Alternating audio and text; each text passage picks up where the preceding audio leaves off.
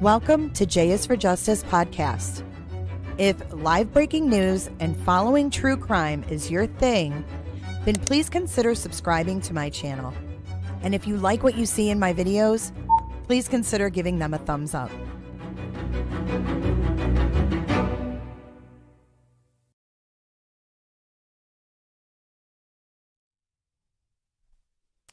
Hey, happy Tuesday evening, YouTube. Roberta.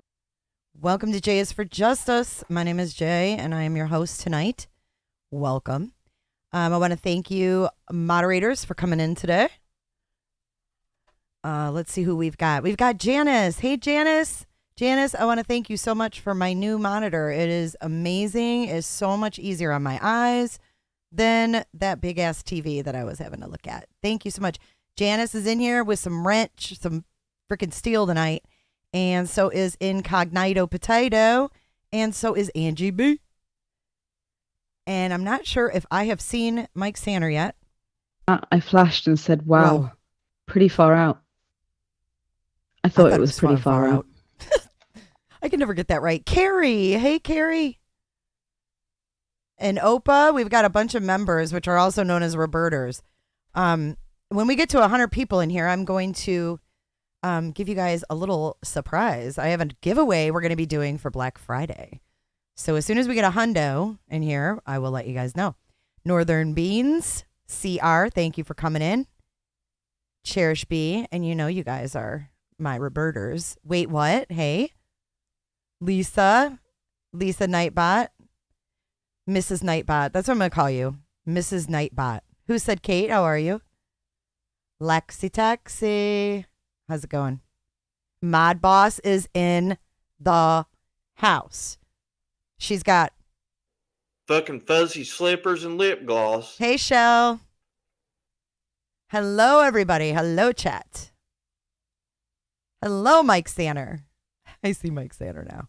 Must have been a damn good show, right? Yeah, this is going to blow your mind, guys. We have a lot to go over with this because Tampa Bay 10 has requested all of this stuff, all of these videos and stuff in this jail thing. It's really sad. This dude died. And I'm going to tell you right now, this is graphic and not for everybody. So they have like raw footage. Hey, Kelia. They have raw footage of this guy vomiting and he eventually died. This is horrific. This is horrific. Hi, Scott B. Fuzz slippers and lip gloss. Scott B, how am I your favorite channel? I have never seen you chat. Have you ever chatted before, Scott B? And if not, welcome to chat. Woo-wee, that will scare somebody. This is, yeah, I mean, I guess if you want to call it a trigger warning, it's just tough to watch. Lori Staggs coming in hot. Thank you, Lori. You're eating dinner? Yeah. I don't know if it would be good dinner eating material, but it's pretty graphic. I mean, and it's sad. So I'm just warning you guys. Thank you so much, Lori, Red Stags. Cuba. Welcome, Debbie Chambers. Trish Toll says, this is my my first time joining a chat. A chat of mine or a chat overall? I want to show you guys while we wait for our hunt. We got 4 more people that we need to join before I tell you about the giveaway. Check out my birthday gift. Ta-da! Who knows what emblem that is behind me? That is one of my favorite bands, the Red Hot Chili Peppers, and that was a birthday gift from the Potato. Thank you, Potato. You guys are adding to my studio all the time. I love you for it. There's Potato. Roly-poly, Potato's little batter. There we go. Streamlabs just dropped the ball. All right, so what we're doing is a Black Friday giveaway. We're giving away a 32-inch LED TV. Or LCD TV, rather. Is it LED or LCD? I don't know. But anyways, we're going to be giving this away on... We're going to be giving this away on Black Friday. Lisa, I knew it. I knew it. Lisa got the job offer. I told her last night, I said, I have a feeling you're going to get that job. So congratulations. I love you too, Potato. Thank you. Hey, Mrs. Kurt. Lisa, congrats. See, I knew nobody could F with you. I knew it. It was all the good vibes.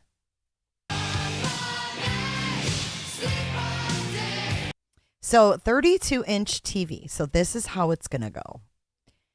Every time you donate to the stream via PayPal, Cash App, or Venmo, you will get an entry into the drawing for the TV.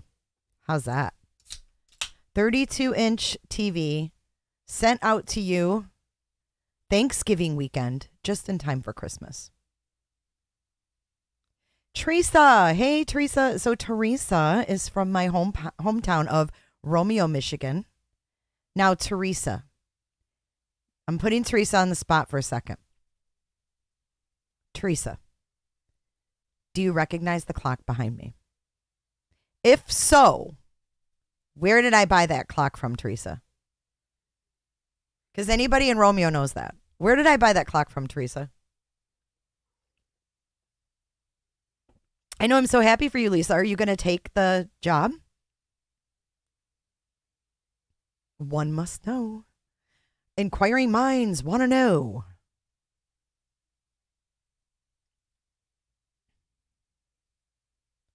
So if you guys want to get in on that, every time that you donate, like I said, PayPal, Cash App, or Venmo, you will get your name in the drawing for the TV. Yes, Teresa. I was just making sure that was you. I get hosed a lot on here. Honestly, Teresa, my Facebook was hacked and they changed the password and all the information and took my devices off there, so I can't get that one Facebook back, my original. So I'm like, I've got to make sure this is really my girl because everybody has my friends' names now. I know it's fucked up, but I had to make sure it was you. Is Verna's still there? Hey, Callie Miss and Cherish B. Everybody say hello to Teresa. I've known Teresa since, gosh, probably 7th grade. Hey, Ad Rock.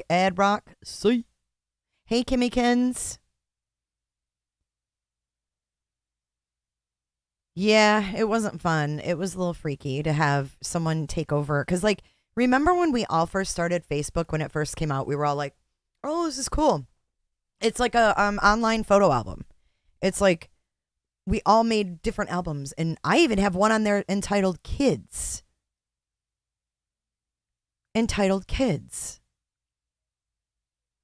I'm so glad it's you.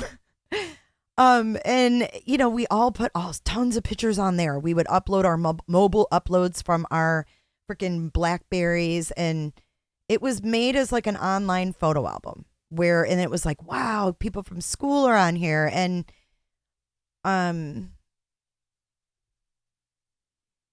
you know, you can check out what everybody's up to and what they look like now and how many kids they have and this, that, and the other. And then Facebook changed. It changed a lot. And it became a total advertisement for Mark Zuckerberg. And it just changed. So everything, I couldn't get my account back. I can't even get a hold of them. Like, they suck. Let me just say, they suck. Yay. A major phone company was hacked, and a week later, an insurance company. Laura B says, what if someone keeps donating $1 a bunch of times? Will they get that many entries? I guess you're right. We need to make a limit. We need to make I think we should just make it $10 minimum donation.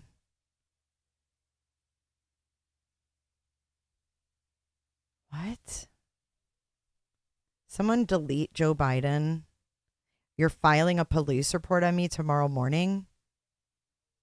For what? Hey, you know what I have to say? You're what the French call Les incompetents. Bring it. Bring it.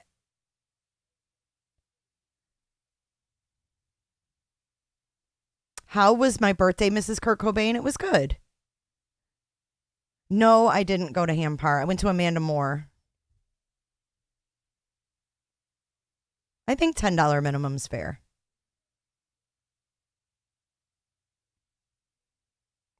I'm busted with what? Joe Biden busted me with Trump's picture. Yeah, like just like hide them completely. Is Joe okay? Probably. I'm filing a police report on you. I'm coming for you. I wouldn't let you sleep in my room if you were growing on my ass. And that's for Kay, if that's you. I mean, for real. What are you going to report me on? How about this? I love idiots. Objection! Okay. I know my mods rock. I just sometimes like to call out the fucking haters because it's kind of funny. It's kind of pathetic. I'm gonna file a police report on you in the morning. Bye. Like, okay. So anyway, that's the way to get in for the drawing, you guys. It's going to be a lot of fun. We're going to do it on a live stream on Black Friday, and we will pick the name live. So that's the way we're going to be doing this. That's the way. I like it. So that's the way we're going to be doing it. Okay. Why is my alert box stuck on Roberta? What's that all about? What's going on with my... Did you guys watch the Daryl Brooks thing today? By chance? My face reading what?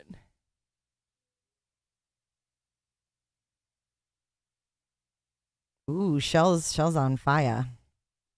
Let me get my alert box back open.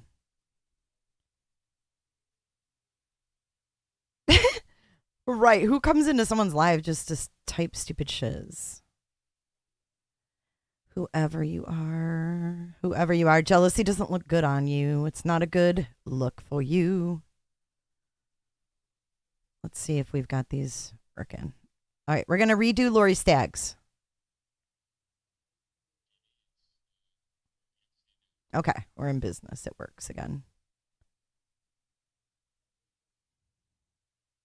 So today there's Ethan Crumpley, huh?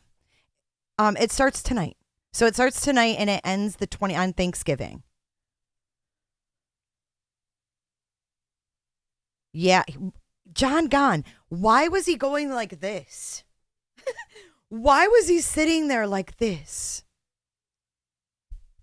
Oprah watched it for 7 hours. Wow. I couldn't watch it. It was so sad. Like, I just find that to be just really, really sad. But why was he going like that? I didn't understand that. All right. Well, I wanted to cue you guys in on that. And now we're going to get to our story. So this is Florida, obviously. Pinellas County Jail. And some bad things have happened at Pinellas County Jail. We've had escapes. We've had people die. We've had like people who are withdrawing from drugs. Literally, they didn't get them like to the hospital in time, so they died. I mean, I find that to be unacceptable. I think if they arrest someone and they're known to be on heroin or opiates or methamphetamine, that I think they should be watched.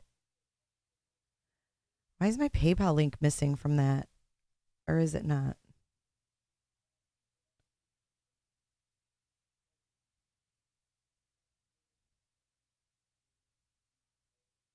Rubbing his boobie.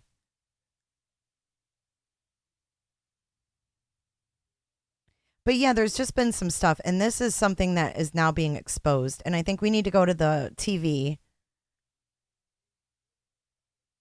Wait, what are you talking about? Macomb County? Teresa, I missed that.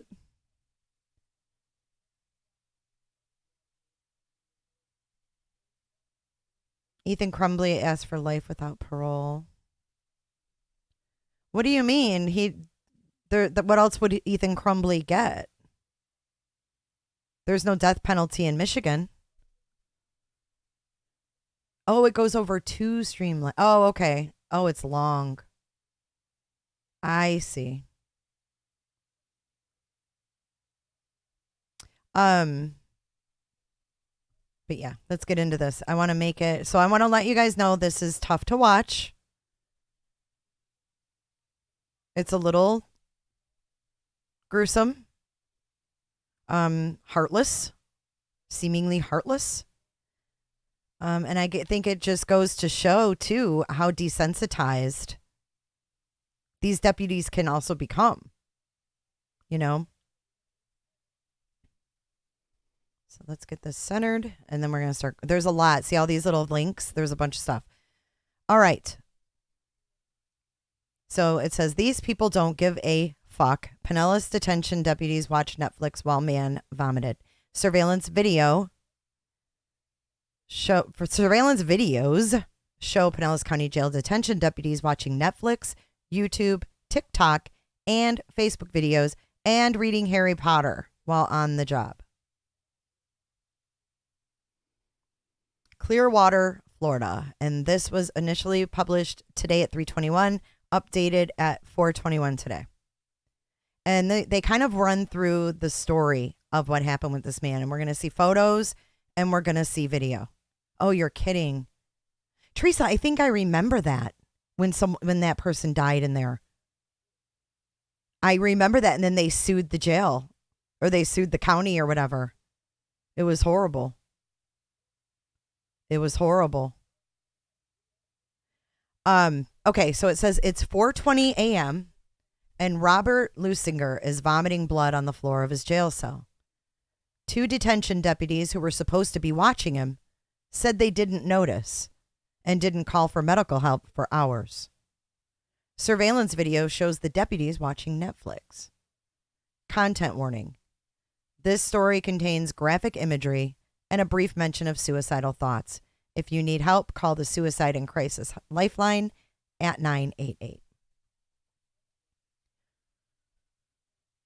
Lutzinger told 10 Investigates reporter Jenna Bourne that he thought he was going to die. Oh my God, these people don't give a shit about me, Lutzinger said. I said, well, this is it. They aren't the only Pinellas County detention deputies caught distracted on the job. 10 Investigates found surveillance video showing another detention deputy reading Harry Potter on a Kindle. And another was caught on camera covering the windows behind him with garbage bags before pulling up YouTube, TikTok, and Facebook videos on the computer. All 4 detention deputies lost their jobs. Okay, so maybe this guy didn't pass away. I thought he passed away. But dude, you guys, trigger warning, man. This is horrible. This does not look like something that should be happening in America. This looks like something in a third world country.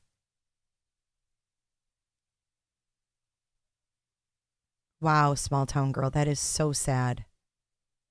I mean, this does not look like America, does it? I told you, it's sick.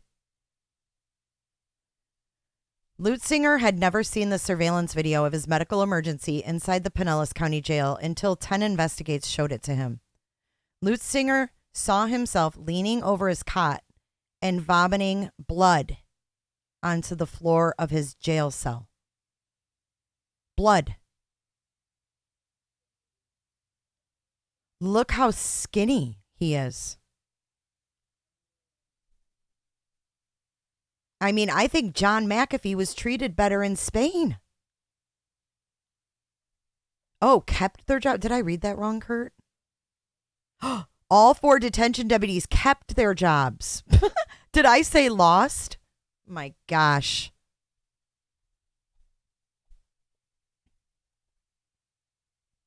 Roberta.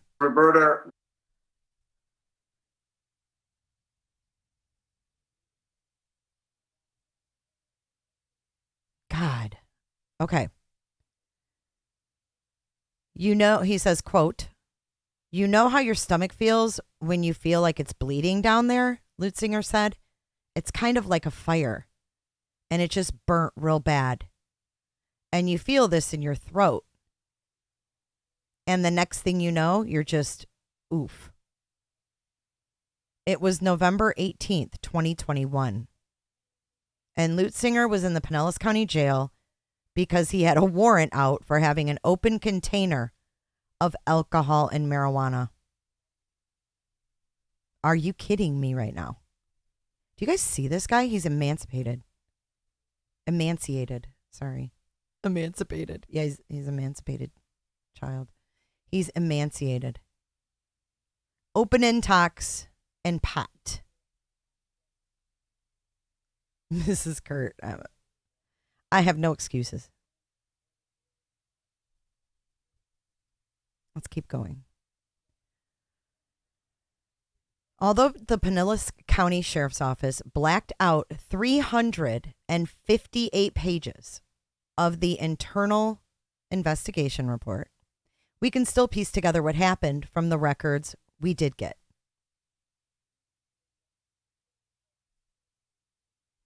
Surveillance video shows detention deputies Dante Ginn Davis and Zachary McDevitt watching Netflix for what the sheriff's office described as the majority of their shift. Ultimately, I knew it was wrong, McDevitt told investigators with the agency's Professional Standards Bureau while watching, quote, Red Notice. The deputies told internal investigators what they didn't notice was the growing pool of blood in Lutzinger's cell.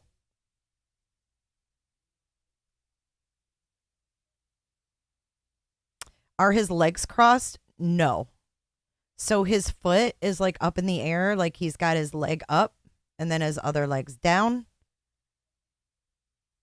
And he's like sitting on his cot, you know what I'm saying? Like his legs, his knees up.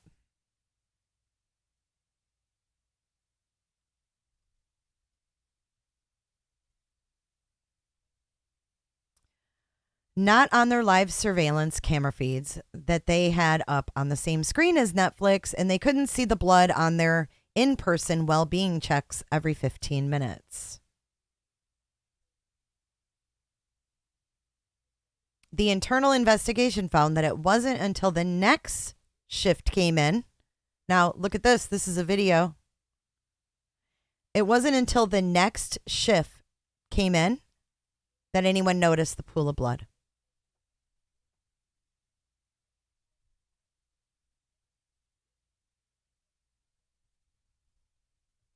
I'm going to play this video. So it looks like he may have had a gastrointestinal bleed, is what it was.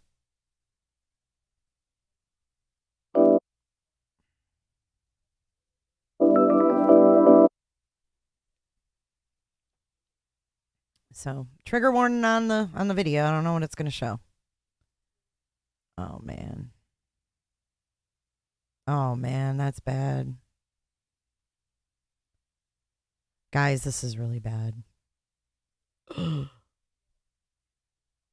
Hey, Jerry.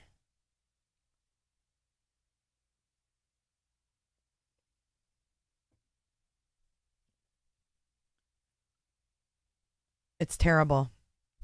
And look at them. Watching movies. Oh, wow. I don't know if he's homeless or not. It's college application season. It's time to get after those applications. Oh! Apply to Georgia. Happening tonight, former President Donald Trump is teasing on. I do not want to do that. Oh, man. Pinellas County Jail nurse Christine Carter, who eventually evaluated Lutzinger, told the agency's Professional Standards Bureau that Lutzinger may have been experiencing a gastrointestinal bleed, which could have been deadly. Lutzinger was taken to the hospital 3 hours and 51 minutes after he started vomiting. The jail pod where Lutzinger was housed is for people who need constant supervision. The jail pod, 2H4 consists of suicide risks, close observation, psych inmates, and protective custody. And that was coming from one of those deputies. So this is someone who was a suicide risk, was supposed to be under close observation, a psych inmate, or someone under protective custody. And it was right on the same screen as their Netflix. And they said they didn't see it. So here's a quote from Lutzinger himself. I told them I felt like killing myself. He told 10 Investigates he's in a better mental state now. During an internal affairs interview, Gin Davis told his supervisor he watched Netflix during his shift about once a week. Sheriff's Office documents show it disciplined Gin Davis and McDevitt with a 40-hour suspension. So they got suspended for 1 week. 1 week. 10 Investigates asked Chief Cornita Riley to weigh in on that discipline because she's an expert on Florida jails. She's the former chief of Orange County Corrections and was awarded Jail Administrator of the Year in 2018 by the American Jail Association. The 40-hour suspension, number one, is a significant discipline in the world of corrections.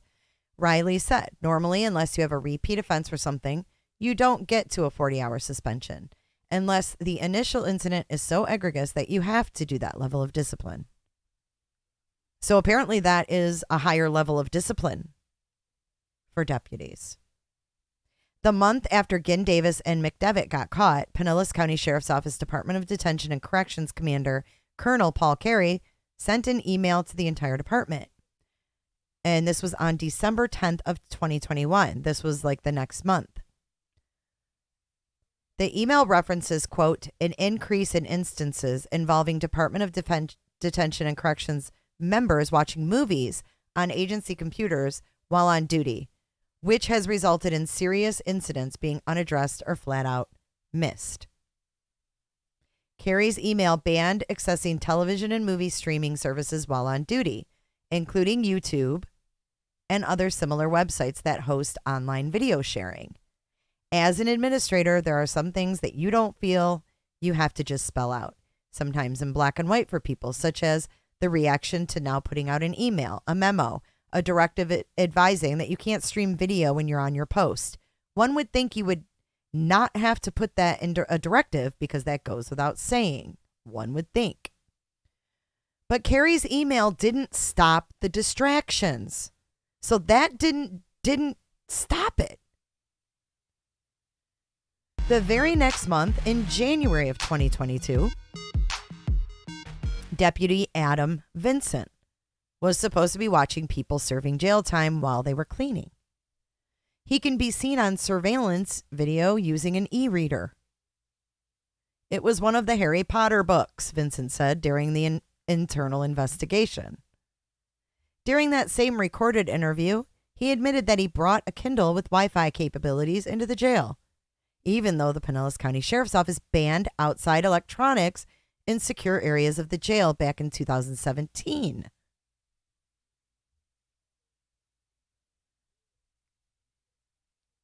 You told a lieutenant, quote, "I thought since we couldn't stream videos anymore, I would read on my Kindle," end quote. Is this an accurate statement? The PCSO Professional Standards Bureau Sergeant Daniel Love asked Vincent during a recorded interview. "I believe so, yes," replied Vincent in the recording. So he thought it would be okay, since they weren't allowed to stream videos on the work computers, that he could bring his Kindle, even though outside electronics aren't allowed, and read a book. Now here we have video of him reading his book.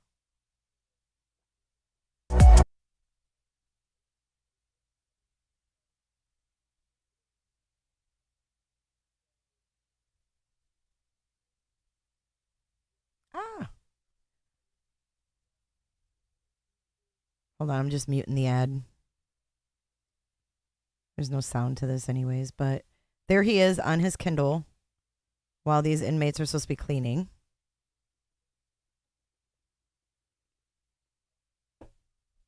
That's just a little snippet.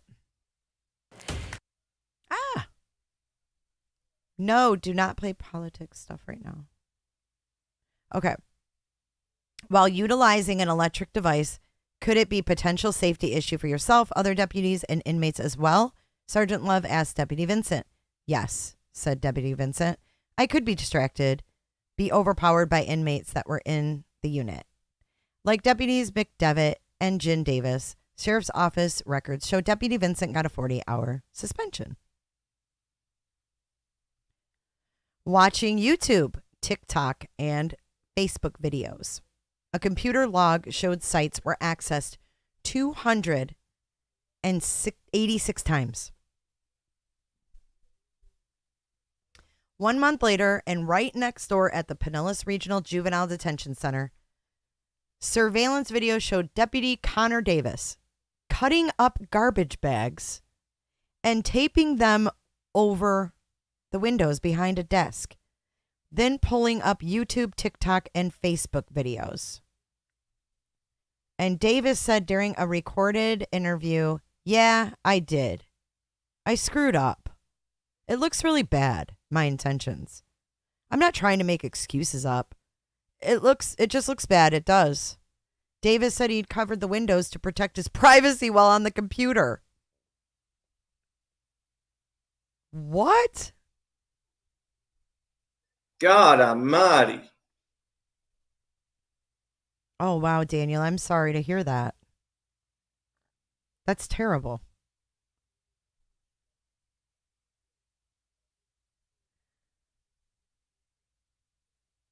The kids and teens, he was in charge of kids and teens. This is the Juvenile Detention Center.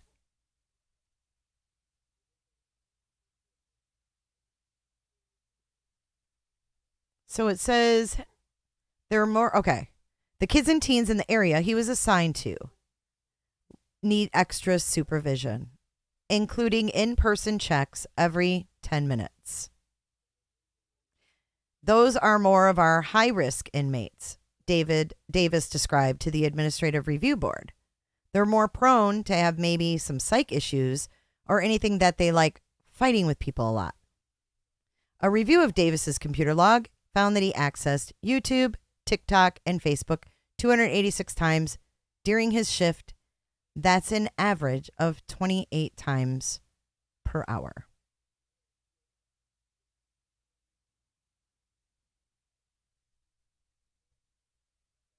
I was getting bored in these 10-minute checks by myself, Deputy Davis told the Administrative Review Board.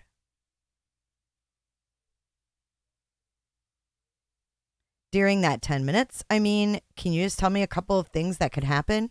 You know, you're focused on your screen there. What could be going on with these inmates that you could miss? Carrie asked. I could miss a lot. They could hurt themselves. Anything really. That's a mistake that could turn bad, Davis replied. Sheriff's office showed Davis got a 40-hour suspension. The sheriff's response. Our interview requests were turned down. And this is, again, 10 Tampa Bay. But a statement was provided. 10 Investigates wants to talk to the Pinellas County Sheriff's Office about these distractions on the job. We tried, but the agency's communications office told us Sheriff Bob Gualtieri, Carey, and all 4 deputies turned down the interview requests. The sheriff sent an emailed statement that said, quote, we have written policies that prohibit all personnel from improperly using computers, electronics, and all devices. The majority of our almost 3,000 employees adhere to the policies, and when the isolated case occurs, when someone violates the policy, they are appropriately disciplined. We asked Riley to weigh in on the bigger picture. Quote, when you look at the size of the Pinellas County Jail, the number of staff, and the number of inmates that they work with on a daily basis, and you put it into perspective, these 4 incidents, if you will, okay, it's minuscule in terms of the bigger picture of what they do.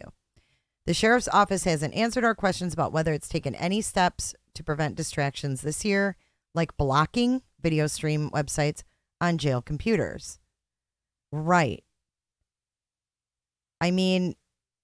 That's what they did at my place of business. They had those sites blocked. We couldn't get on them on our work laptops. So, quote, some jails have done that, where you don't have access to certain sites, Riley said. And this is, again, the Orange County jail lady. Within the Orange County jail, we limited access to an open internet. You put things in place sometimes to even help protect people from themselves, and that's just the honest truth. Lutzinger says he hopes no one else has to go through the fear and pain he experienced in the Pinellas County jail cell. We asked him what he wants people to know about his experience there. The only thing I could tell them is to stay the hell out of there. Well, I think that's the best advice ever. Now, what is this? Age restricted. Is this Hey, we want to warn you. What is that?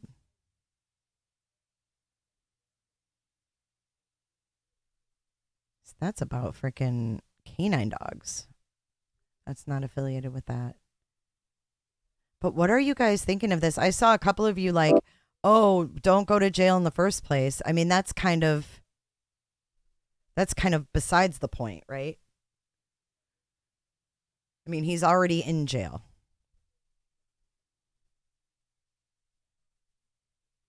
But this up here, he had to have been bad off to look like this. And someone had a question like, is he homeless? I don't know. I don't know what he looked like when he was arrested. I guess I could look up his mugshot.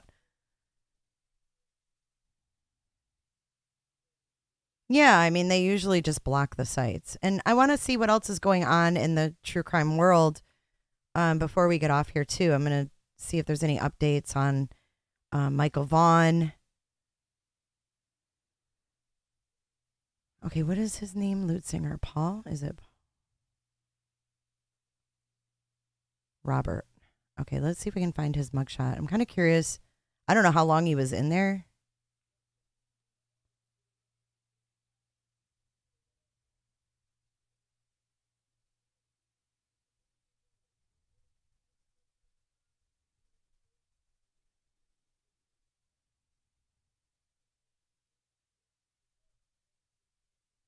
Usually they come right up, eh? I don't see anybody that would even be him. Is this him? No. I don't even see his picture. Maybe it's not online, which is unusual. Dude, we have some scary characters down here, don't we? Be afraid. Be very afraid. I would think they would get paid leave. I don't think they would get unpaid leave.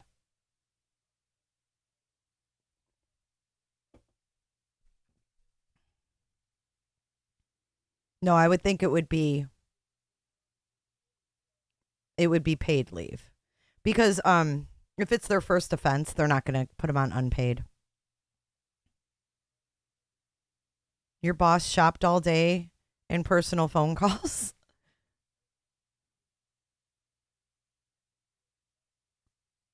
What, Lisa? Brian Laundrie question on Jeopardy. Is this the guy? No. I can't find his image. There's like nothing. All that comes up on him is this. I bet the sheriff's department is shooketh.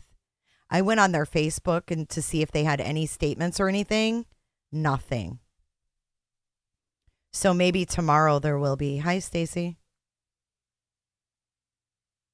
You can hear him throwing up? I couldn't hear anything. Oh, you mean they could? Yeah. Duh. So he was in there for marijuana and open container. I thought he passed, and my bad. I'm going to have to change my title because I honestly thought that's what had happened. I was just shooketh when I saw these pictures. I'm like, oh my God. How does that happen? But yeah, there's nothing online from Sheriff Bob Gualtieri, which is the sheriff here. KTVB. Is it her arraignment? Because I posted her arraignment.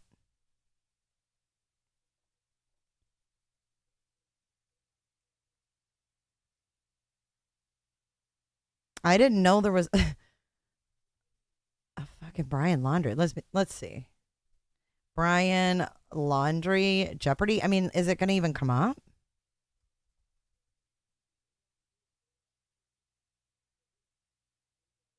What? Brian Laundrie's family spoke out about it? What? Are you fucking kidding me? Is this for real? Carrie says, I'd get behind a true crime Jeopardy. Hold on, you guys. Let me share this with you.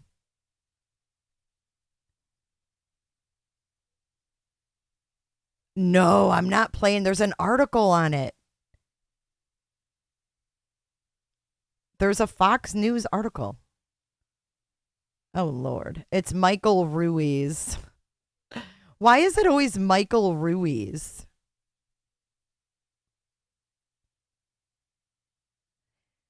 Okay.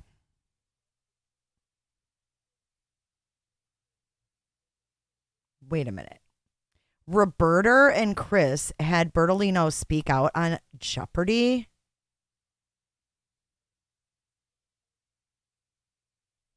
What? Look at all these rumors surrounding me every day. Brian Laundrie's parents and sister, they couldn't talk to Gabby's family, but they can come out about Jeopardy.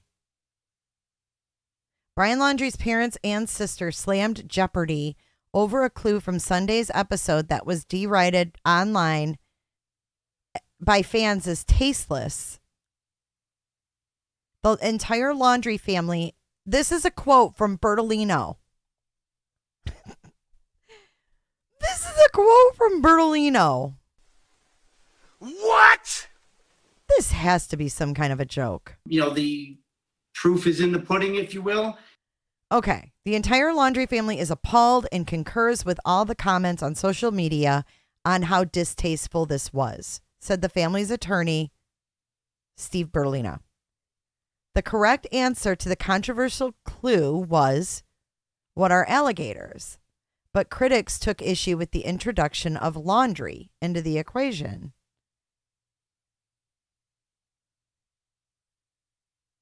What? I don't get it.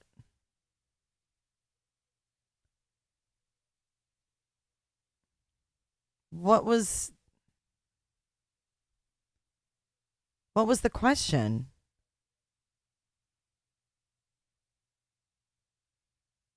But how did laundry get brought into it?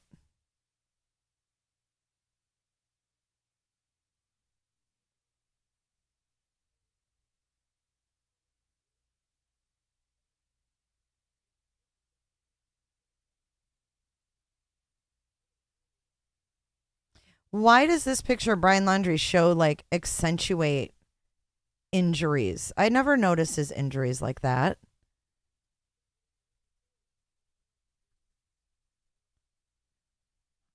Hold on, let me make it bigger. I never noticed he had all these injuries. It's like his injuries are accentuated in here. God, he's gangly. Look under his eye. Look at his right middle finger that's closest to the camera. And then look at his left hand. But I don't get what the thing was. I get that it was, what is an alligator, but what am I missing? I'm missing the other part of the question. And Blossom, was Blossom the one that read it?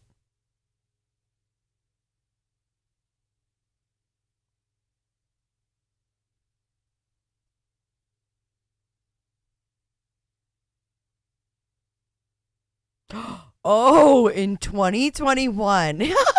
Oh, shit. In 2021, fugitive Brian Laundrie ended his days in Florida's Myahachie Creek area, home to these long and toothy critters. What is an alligator? Oh, shit. What?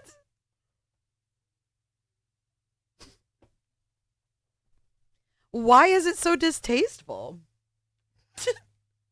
I mean, it's true. The Myahachie Creek has those long and toothy critters. Yeah, they're loud and beefy. Yeah, they're loud and beefy. I thought it was going to be really bad. No, they didn't go on a game show, yo. So this was a question on Jeopardy Sunday night.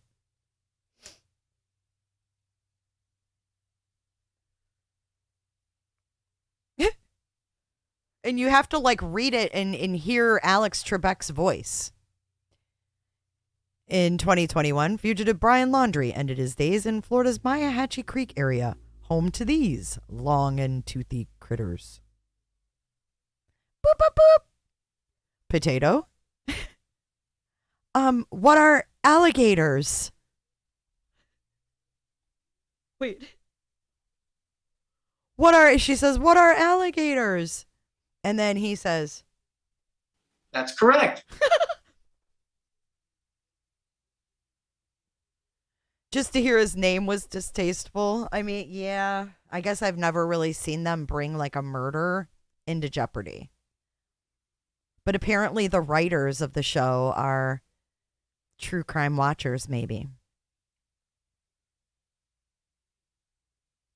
Right, Tiffany Lee? But like, what if,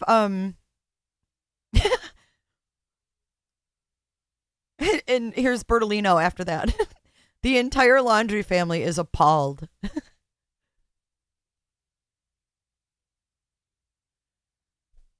I mean, but what does a writer on Jeopardy have to like, okay, so you have an answer and you have to come up with like the question. So they're like, hey, the topic is alligator, or the answer is alligator. So what clue are you going to give? And you come up with Brian Laundrie in the Myahachie freaking state park? That's what I'm saying, Carrie. Like they spoke out on a Jeopardy show, but they can't talk to, Joe Petito or Gabby's mom, whatever. What the hell?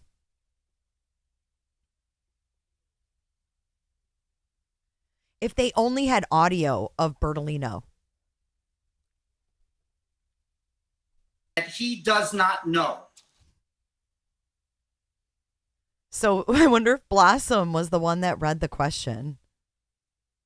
Spokespersons for the Jeopardy show did not immediately respond to requests for comment. And then look at the picture of Chris and Roberta.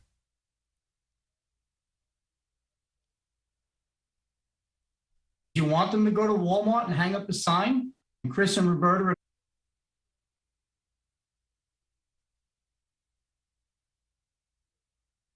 And why is she wearing a mask?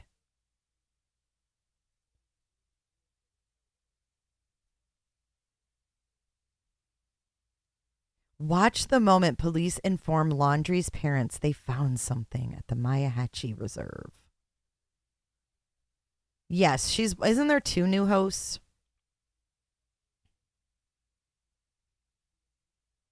What did Mike Sanders say? Laundrie family gets 0 sympathy from me. Fuck them. Yep. Spoke out about that. Called 911 when they were being followed. The proof is in the pudding, if you will. Well, you know what, Laundries? It was on Jeopardy. That's how it played out. Too bad. Wow. Thank you for that tidbit, Lisa. I sometimes watch Jeopardy too. I'm surprised I wasn't watching it Sunday night, but I wasn't. Thanks for Oh my God, Carrie, you should have never told me that. You're going to get the theme song to Blossom now. Carrie said, "True story. My brother used to call me Blossom because I wore hats like her back in the day." You are so funny. You want to see Blossom? That's the host of Jeopardy. It's freaking Blossom. Remember the show Blossom? That's her.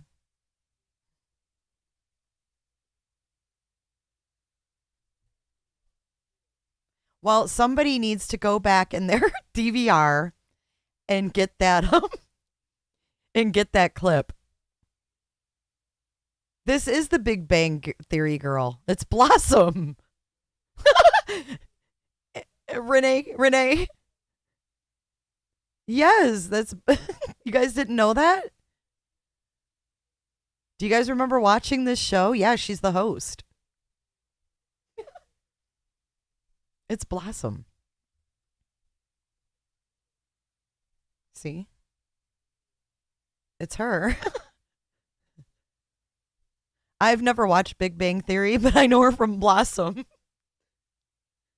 And she's like the Big Bang Theory girl. Blossom for the old folks. Big Bang Theory for the young folks. You guys are funny. Higgy, I know her from Blossom.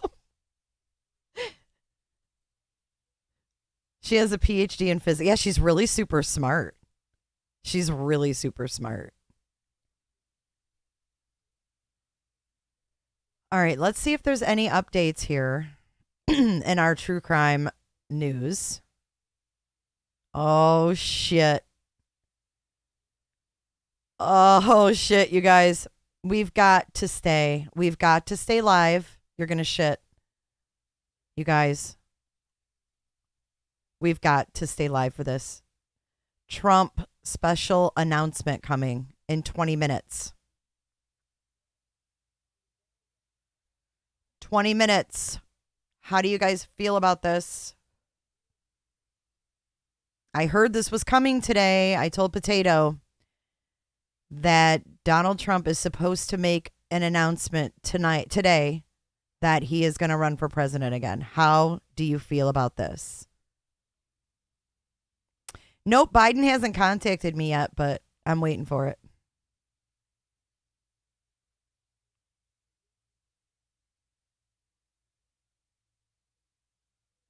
Guys, I got to do a poll because this, I don't know how I feel about this. Let's do a quick poll. It's poll time. All right, let's start a poll. Well, I think we already know he's probably going to announce becoming Secretary of State. I heard he was going to announce Janice wants my governor to run. Okay, we're going to do a poll. First, I'm going to say all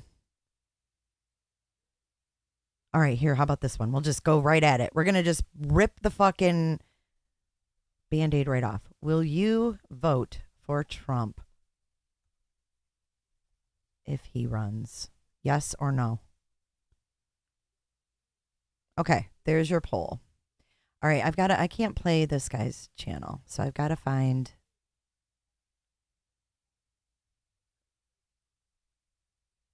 Oh, and you guys, wait, is that tonight? Is Artemis 1 tonight?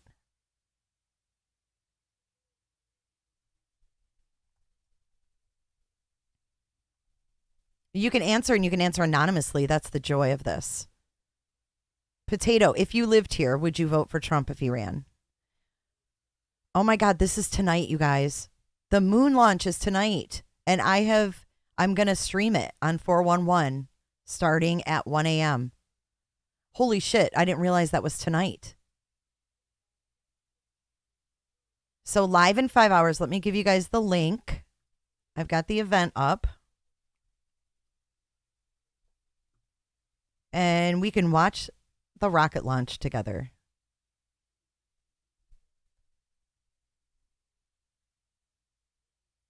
So go ahead and hit the reminder on that.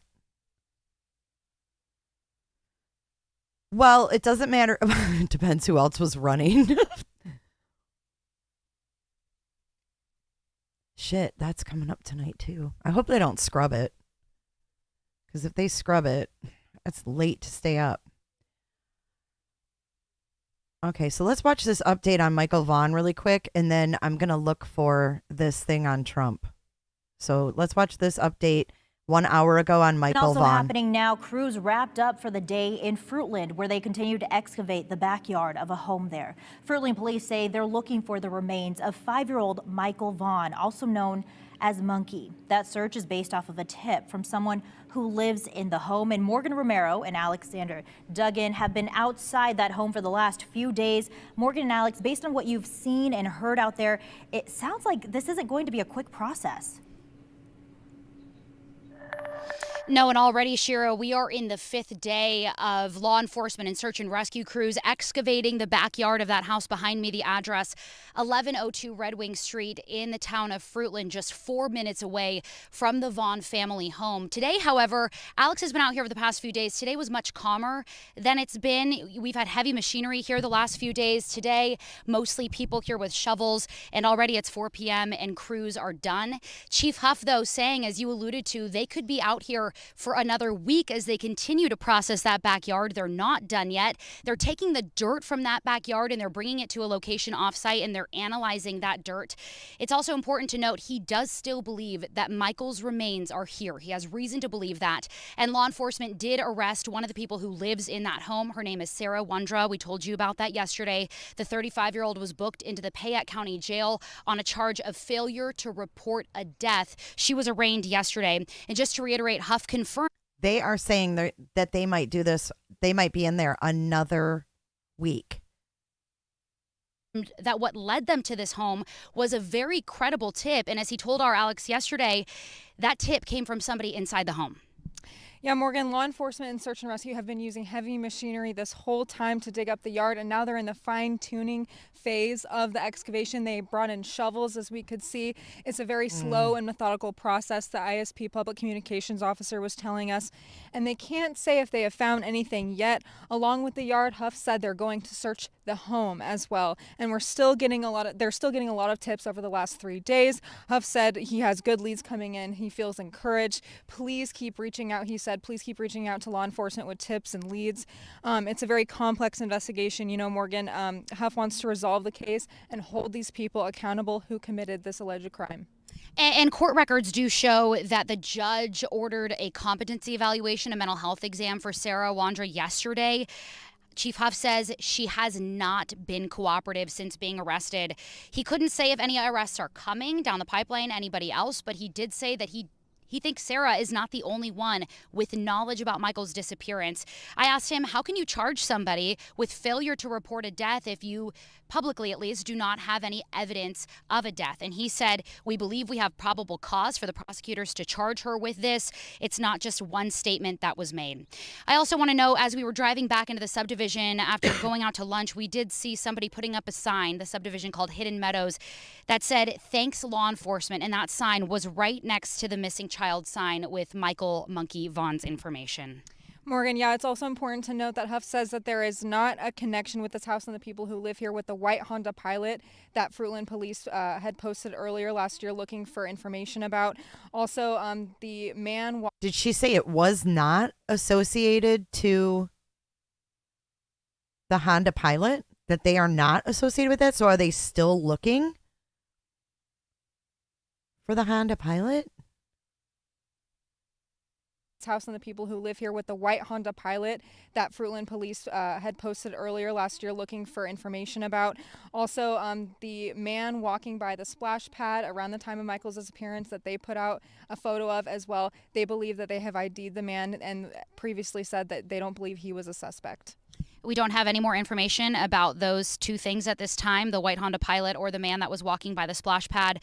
But we are continuing to stay on top of this story. And again, Michael Monkey Vaughn disappeared July 27th, 2021. Alex has been on this story for well over a year now. And this has been the biggest and most crucial development in this case, Alex. Right, and we're just 4 minutes away from Michael's home right now. His home is blocked off. Huff said that he doesn't want media presence or other people bothering the family because they are victims of the situation as well. Back to you, Shira. Yeah. So it sounds like the chief put the smackdown on anyone going near Monkey's house. Oh, look, potato. So he blocked off the road, and I heard that some people are pissed. So check this out, guys. Eagle 8 is flying overhead. Check this out. Guys, I don't know how I feel about this whole announcement. I feel like politics have become such a circus. Former President Trump is making what he calls a big announcement tonight from his Florida estate. Sources tell CBS News Trump is expected to announce his candidacy for the 2024 race for president. We've also learned members of the former president's inner circle have advised Trump to put off the announcement until after the Senate race in Georgia is decided. The former president is also facing criticism from some Republicans over the party's lackluster performance in the midterms. Let's bring in CBS News chief. Oh my God. Okay, so last night, did you guys happen to catch the interview? And I don't know if you guys follow politics or not, but I caught it on like mainstream news. It was an interview with Mike Pence, and Mike Pence expressed how pissed, basically, that he was on January 6th when all of that went down, and kind of alluded that he may run for president. So this is about to get interesting.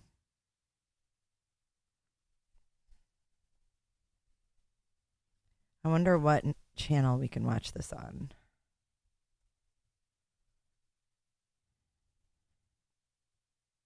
This is 2 hours ago. All right. Also tonight, former President Trump is teasing a big announcement from his Florida club and home tonight. And supporters hope it's a third run for the White House. Bradley Blackburn is in West Palm Beach, Florida, with the very latest.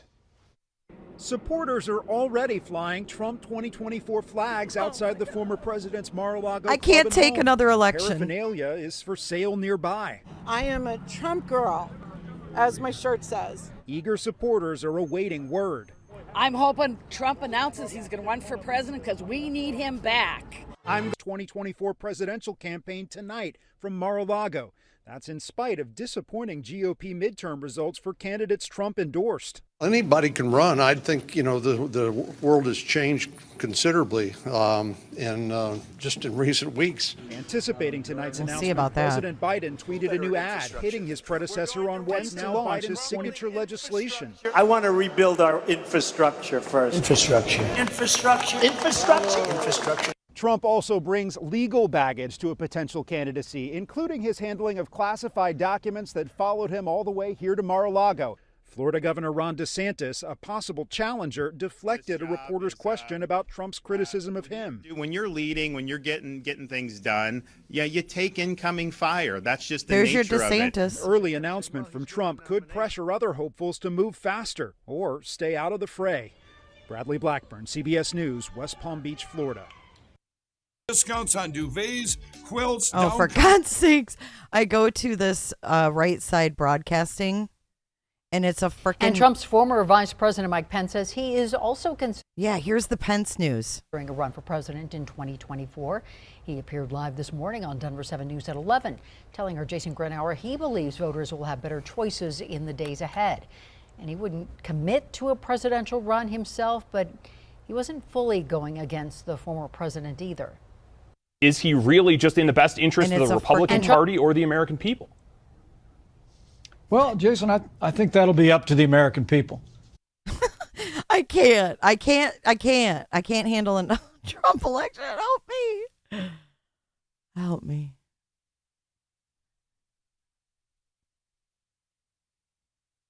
Yeah, people need to stay away from their house, Monkey's house. I don't think they want anybody there. Hang on, let me change my title.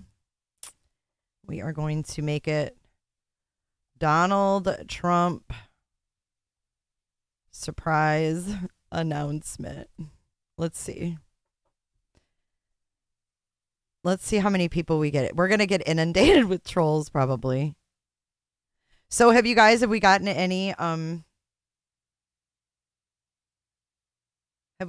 entries?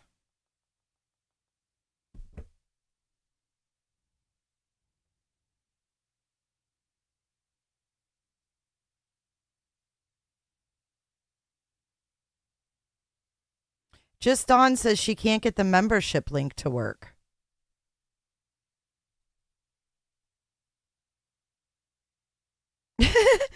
Oh, Karen McMillan, I know. This is kind of shocking, right? Let's see if we can find something live. Oh, we're on hold. We're on standby. Trump's announcement tonight in South Florida, surprising a lot of politicos simply because of the calendar. We're nearly 2 years away, over 700 days. Yeah, why now? From the 2024 presidential election. And the timing is very different from former President Donald Trump's previous two runs for the White House in 2020 and in 2016. He announced in June of the year prior to Election Day. Only one man has ever left the White House to later return. Is he announcing it, though, because he can?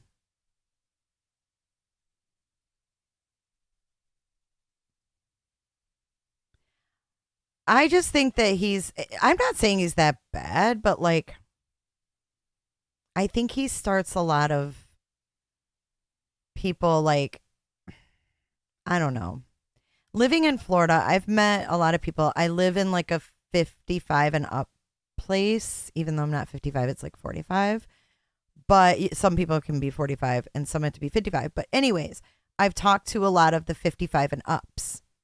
And let me tell you, they all believe all this conspiracy stuff. And they're like 65 and older.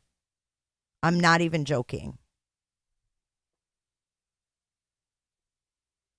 Oh, he's releasing a book? Oh, thank you, CR. CR, thank you for your super sticker. Kelly Miss, thank you for your super sticker. Lala, who even does math? How did you even think to do that? Like,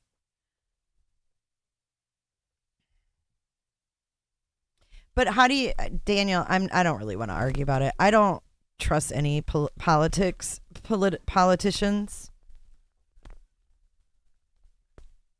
I don't want to argue about it. I like DeSantis, yeah.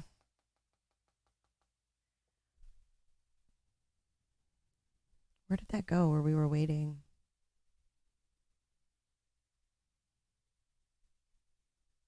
Ah.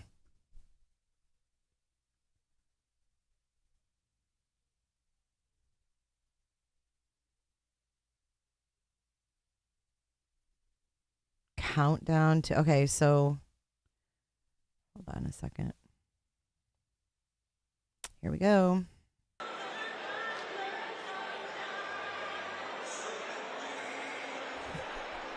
It says former U.S. President Donald Trump is expected to make an announcement for a 2024 presidential bid. It straight up says that in the description. Why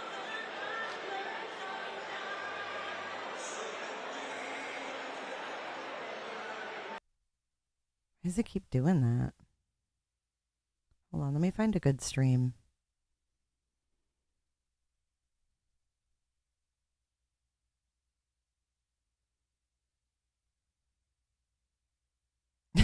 Yeah, Pence's book is, I can't remember the name of it. I did see him on that interview last night. Hang on, let's look.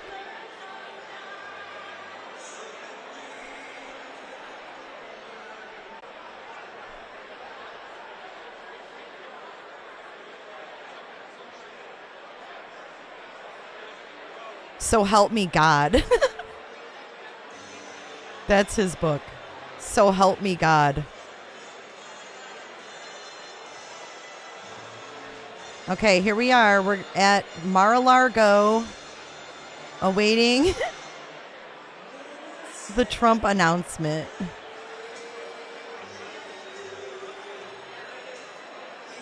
Your chat's, everything's lagging. But you know what? I think it's because of this. Seriously, you know how many people are probably watching this right now? Hang on. Let's see. Let's put in a search and let's just put Donald Trump and see how many live streams there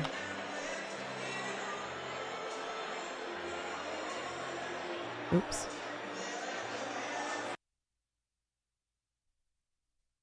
See, it's buffered. Yeah, I'm going to mute that actually. Sorry. And it's only in one ear. Yes, baby kittens. Can you believe it? He's going to have 2 years to stir shit up. What is CNN News 18? Is that a real station? That he's going to run for president again in 2024. Now, the Trump camp has given enough indications that Donald Trump that is not is very invested I can in with you for the presidential office, the highest office in the country. Oh my God, I'm frozen. Again in 2024. But the problem is that the U.S. midterms, which have just concluded. I froze up. I still can't believe they used Brian Laundrie on Jeopardy. That's crazy town.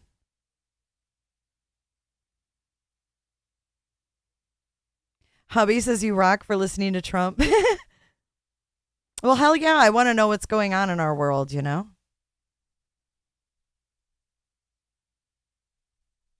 I don't hate him. I don't trust any of these motherfuckers. And I think that he just likes to start shit too. I don't like that. Do you want to see what we're going to be watching tonight? We'll go back to Trump in a minute. This is what we're going to be watching tonight at 1 a.m. We are T-minus 4 hours, 20 minutes, and 16 seconds away from the Artemis 1 live moon rocket launch. NASA remains on track for Wednesday's planned liftoff of its new Artemis moon rocket after determining that hurricane damage provided little extra risk to the test flight. Hurricane Nicole's high winds caused a 10-foot section of caulking to peel away near the crew capsule at the top of the rocket last Thursday. The material tore away in small pieces rather than one big strip, and they were able to repair it. And we are going to watch this bad boy go up tonight. I find it fast. I love NASA. Yeah, Leo. I mean, it's like you pick the lesser of the two evils, in my opinion.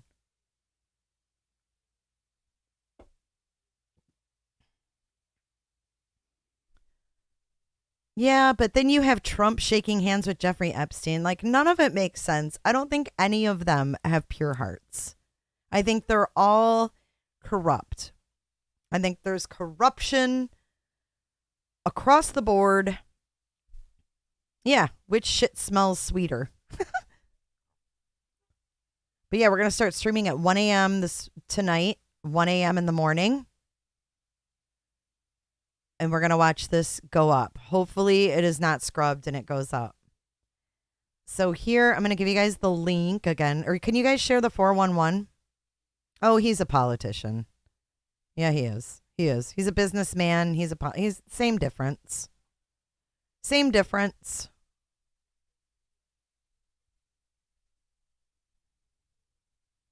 If it looks like a duck and quacks like a duck, it's probably a duck.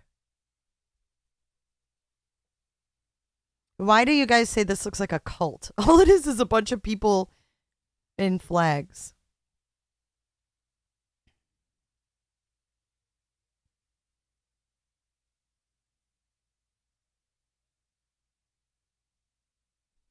Well, this is the Guardian news, so they're like UK, so they've got to be like neutral-ish.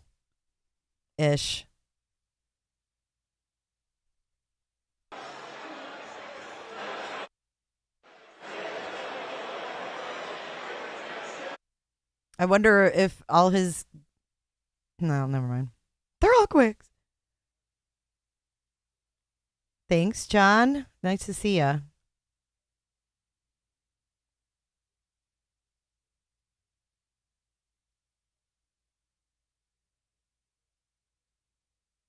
I mean, yeah, you got him right, Karen. You've got... They all kind of mingle in the same shit, I think. Why is it an issue? Ashley, nobody said yikes. It did. They're all gonna laugh at you.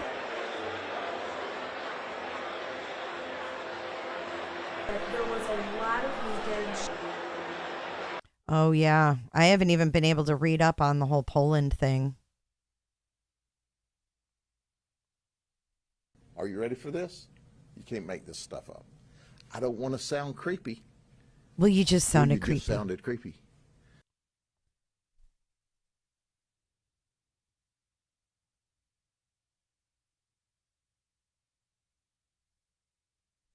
Hold on. Let's see if we can find anything about the... By the way, Epstein didn't off himself. Russian missiles. What did he do then? What happened?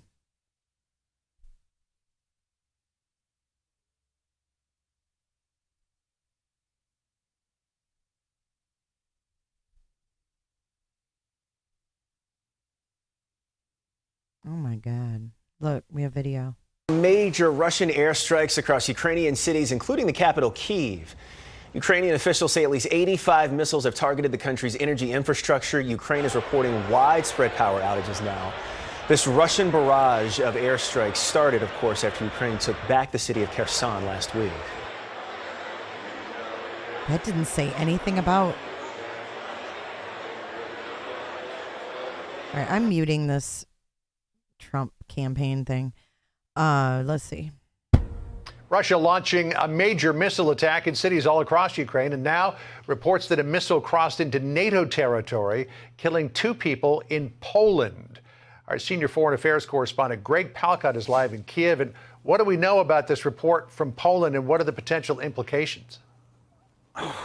John, this is the huge, significant event that we're just tracking in just the last couple of minutes. According to a senior U.S. official and according to reports on the ground, a Russian missile fired from somewhere off of Ukraine went into Ukraine airspace, but then veered into eastern Poland and actually hit a target, not a target, but a site in eastern Poland. Did he say a target and then he said, oh, well, not a target? What? Little misspeaking? Hit a target, not a target, but a site in eastern Poland, killing 2 people. This is the first time something like this has happened. This triggers all sorts of questions about what the reaction could be from NATO. I think we all know now about that Article 5 of NATO, that any attack on an ally of the United States, of a NATO member. It was a target. I mean, not a target. Okay. Okay. Like it was an accident. Just Dawn, welcome to Roberta. Who else joined? I know we had someone else. Who else do we get? TJ subscribed. Just Dawn became a Roberta, and who else? Oh, Renee. I'm just going to call you Renee. It's easier. Welcome, you guys, to the fam. Let's play that one more time. Target, but a site in eastern. Not a target. It was a target, but not a target. Eastern Poland, and actually hit a target, not a target, but a. Oh, let's clip that.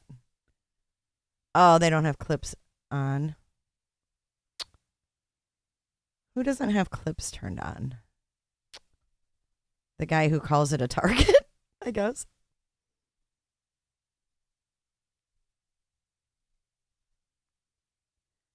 Is he going to make these people wait all night?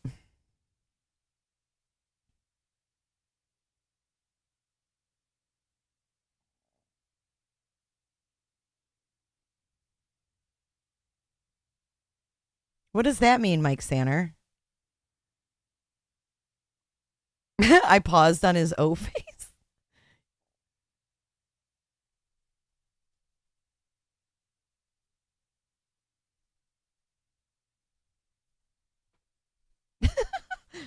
Yes, I need to clip that too. I will. I'll clip it from my stream. Let's see. Let's see if we can get a better stream.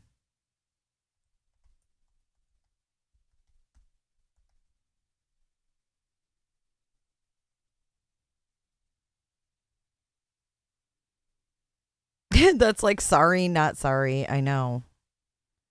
Kind of like a whoopsie. What the heck? Putin accuses West of rewriting history.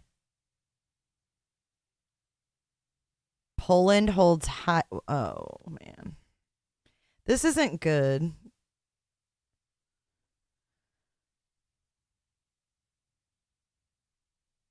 God, they're all on Zoom. That is so weird.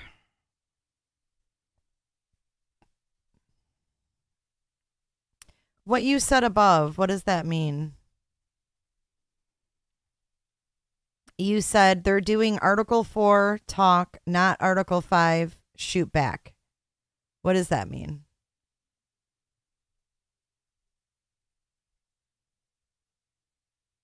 Article 5 to shoot back due to hitting a NATO country.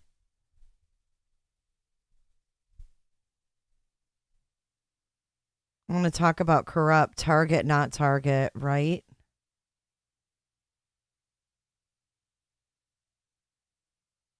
We are going to be streaming the moon rocket over on my other channel at 1 o'clock in the morning.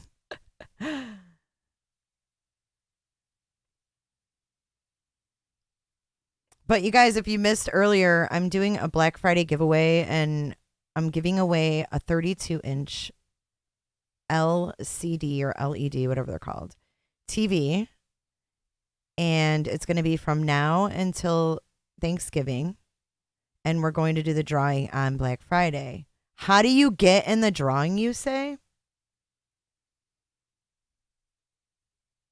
I will tell you.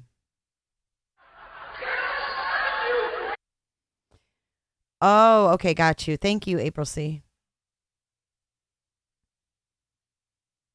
But we are doing the giveaway on Black Friday. We'll be drawing the name. How do you get in, you ask? All you have to do is send a donation of $10 or more to support the stream to Venmo, PayPal, or Cash App. And every time you donate to my stream and support the stream, you get your name in the drawing. And then on Black Friday, we will pull the name and you will have your 32-inch TV sent right to your house just in time for Christmas. If it looks like a duck, walks like a duck, quacks like a duck, it's a duck. Does anyone know what time? Hopefully it's 8:30 when he's supposed to get on here. Oh, that's what I was going to show you. My Pillow guy. So this is right side broadcasting. And they always have the My Pillow guy on here. You know who he is? Look at this shit. See, this is what I don't like. Get a free gold bar with every $10,000. Look at this. Trump rally limited time offer. Get a free gold bar with every $10,000 in precious metals purchased. Text Trump to 989-898. I mean, it's like a fucking infomercial. Why?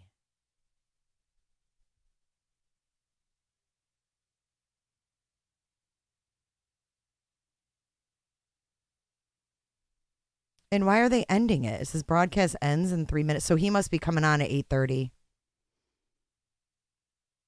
Yeah, they're getting in position. Good Lord Almighty.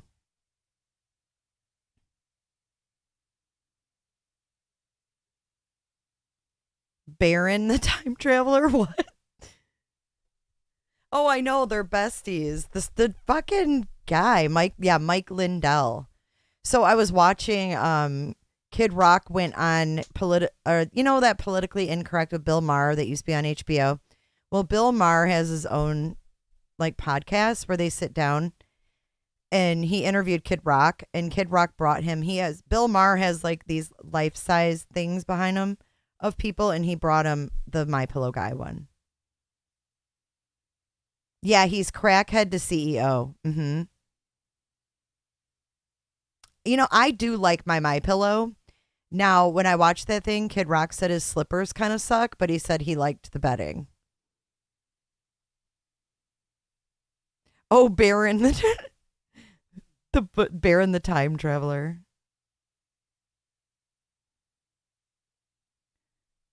So Potato just put the info to get in on the drawing, and my phone died, so I can't check to see if anybody's gotten in yet. Is he? He's on this every Friday night. I can't. Let's listen. It's such a shit show on this channel. Hold on. Off social media for a while because I can't take some of the dialogue going back and forth, and I just advise you've got to hang in there, and you've got to get involved in the chats in a positive way, and let's make sure that we try to find some hope and find some unity in all of this. And that brings up a great point for me to talk about you following us on social media, because at the bottom of the hour, in about 2 minutes, we're going to take a quick commercial timeout with transition over to Rumble as we gravitate off of these other platforms. If you're watching us right now on anything other than Rumble, it could be on any other platform or our app. I will say that if you're watching us on our app, we're going to for money on Rumble. To switch over seamless at 8:30. So just know that you may dip in black and you have to go over to Rumble. So we'll do that. That transition takes place at 8:30 Eastern. Beautiful crowd here. If I was to guesstimate the number of people in attendance, I'd probably say it's close to 450 to perhaps 500. I know the chairs look like around 400. I was counting some of the rows. When did they plan earlier, this? doing some basic math there, trying to figure out exactly how many people would be seated. but there's also a lot of standing room, as you can see in front of us. There's probably about 20 yards of standing room only until it gets to the chairs. And, of course, there's some standing room on the sides as well. And, of course, you know, there was a lot of speculation when he was going to possibly make an announcement. And we've seen about 6 or 7 rallies where it seemed like it was building up to a point where he perhaps would say something and never did, but he always kind of teased around it that we would be very, very happy with what is about to happen. So maybe tonight is the night, and we're glad you're joining us here seamlessly. 8:30, bottom of the hour. Welcome. We're live in Mar-a-Lago, Florida, and for what we expect to be a very positive mission of hope. Oh, that was seamless. That was seamless, my pillow.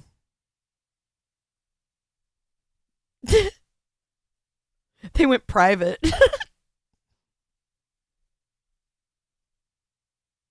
And we're still waiting.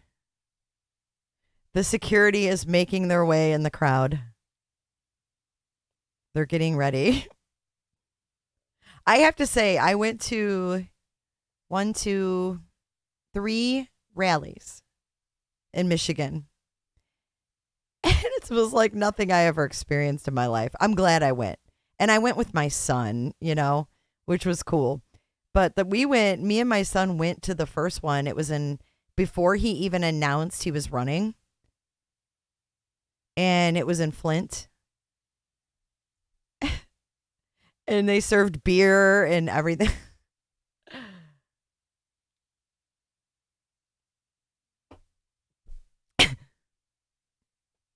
You know what? The MyPillow's pretty good.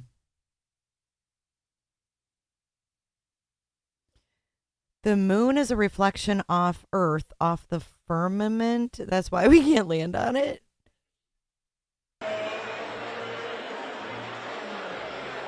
It's still we're going to laugh at you.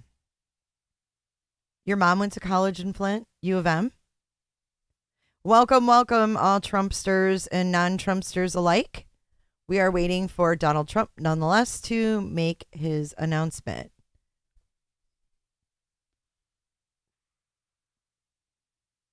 We were doing mock trials of Summer's case last year. What's that mean? I'm sorry, excuse me. What does that have to do with Palm Beach, though? You mock trials of Summer's case, and then I haven't been to Palm Beach. Like, he's going to look stunning in his MAGA hat. Look at the guy in the jacket that looks like it's bricks, like a brick wall. Why is he wearing that? Look at the far right side of your screen. Here. Let's go to the big player. Check this out. His suit jacket is like bricks. He looks like a brick wall. Should we bump into him and say, "Oh, I just slammed into a brick wall"? I'm so stupid. Jace a winner, not a beginner. Welcome, welcome. Hello, Jason. Lip off. Lip on. Lip off. How you doing tonight, buddy? Welcome to chat. We are awaiting Donald Trump's announcement for the 2024 presidential bid of the United States of America. Enter Shit Show 2024.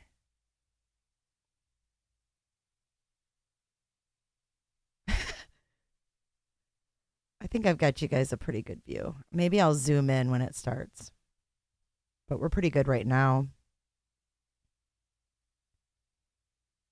the brick wall. The brick wall coat. That's fucking awesome. Where'd he go?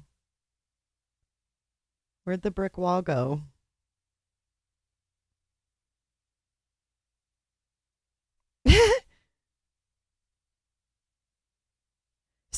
I was watching an interview, I can't remember who it was, that was talking about Cheetos and Trump.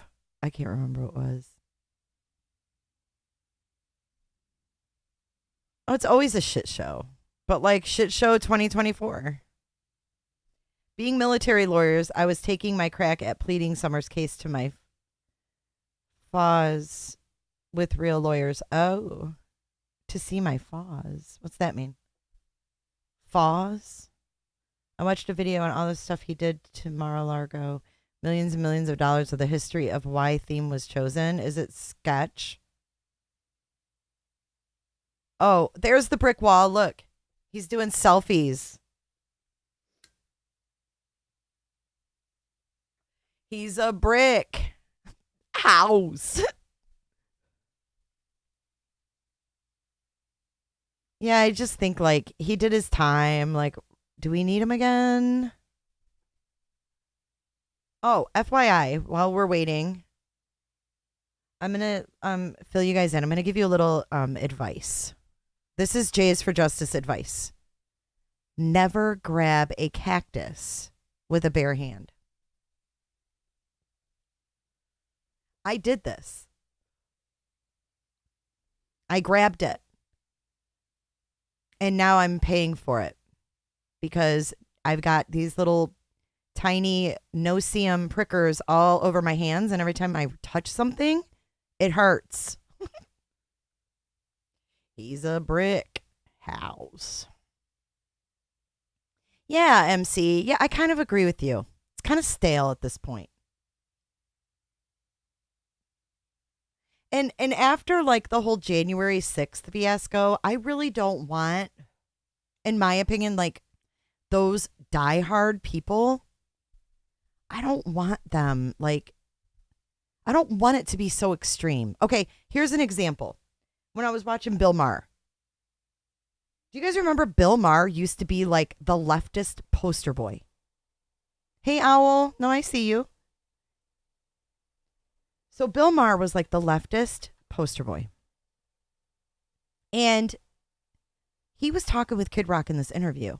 And he's like saying that the left is too far left for him. I was like, what? What? I'm like, whoa, the left is too far left for Bill Maher. That's how divided we are. That's how far left we are and far right we are. Maybe green crack. No, I don't know. I'm just not like for anyone. Jason, you like him? Right. It's like now, wow, he doesn't seem so leftish. Like him and Kid Rock who's, and he says, I'm, liberal on some things and I'm conservative on other things. He loves Trump. He says that. But they could sit there and have a conversation without wanting to, take each other's heads off and shove them up their asses. Why did I grab the cactus? Because, listen.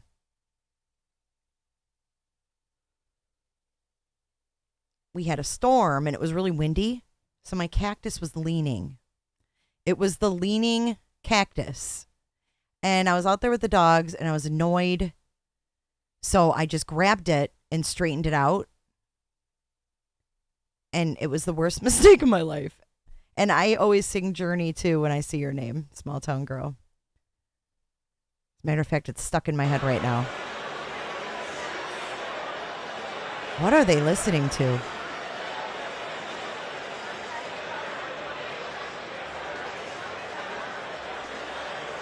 Burning Love? Why the fuck would you be playing that? Burning Love. What?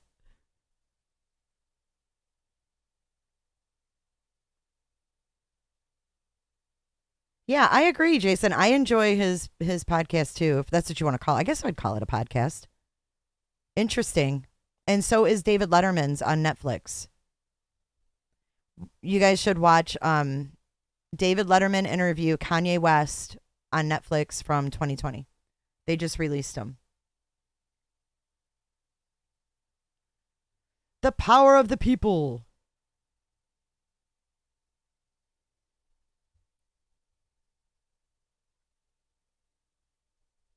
All right, let's see if they've turned off the music yet. Look at the brick guy. Oh, now he's playing the Eye of the Tiger. He's playing the Eye of the Tiger. Listen. This is going to be the new campaign song. Oh, shit.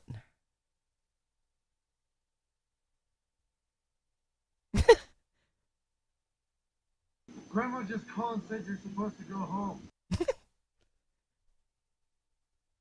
Did I ask them to do that?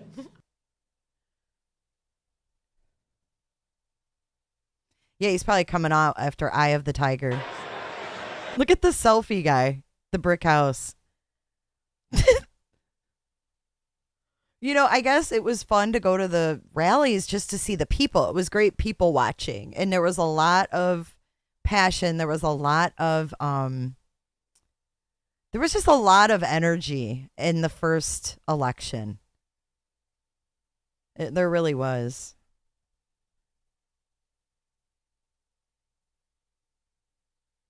Who knows? La la la means shut the fuck up. Oh man. Where is Kanye? La la la. La la la la la. Oh, hi little dove. Thanks for joining. Nice to see you, little dove. Thanks for coming to my channel tonight, little dove. Hi, little dove. Brickman is a pimp. Brickman's pimpin'. Oh, they're getting mic check. Oh, now he's playing a different song. He's playing that song. Now she's taking a drag and she's sitting in. It's all in my head. Gotta wonder if JLR's there. Yeah, I don't know.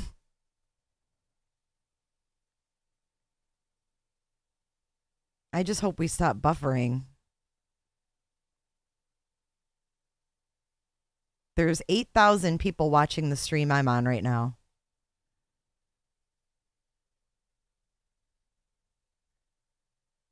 Little Dove, hi. It's nice to see you too, but I'm not. Whoa, what happened? Really, Guardian News? Why'd they do that? Polish leader speaks to Biden. Wait, hold on. Says missile likely Russian. Now, who else would it be? What's going on? Why'd they cut it? Are we being punked?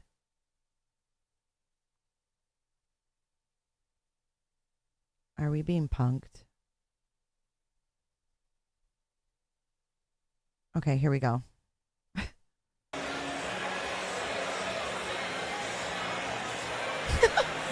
This is crazy. Kurt Cobain, I hear ya.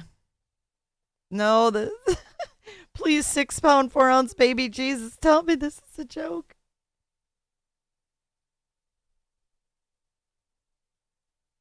What? Look at the bottom of this. This news thing is called Times Now. I don't even know who it is. But look at it. It says chat with an expert at the bottom. Why does it say that on their stream? Chat with an expert. It's like straight from India. Look at the lady with the red headband in the front. No, I mean, we're watching a Donald Trump announcement, so.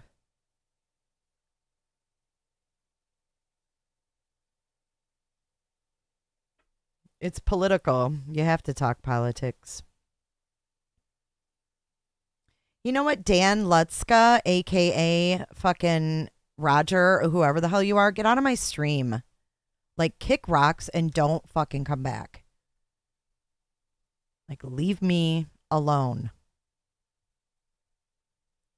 Someone please block that person. I have no idea if he has dirt. Does he say he has dirt?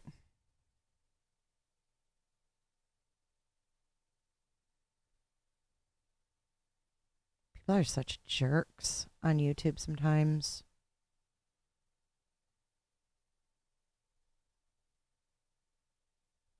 Oh, there's the Pence interview from last night. First time I've ever really seen him talk, to be honest with you.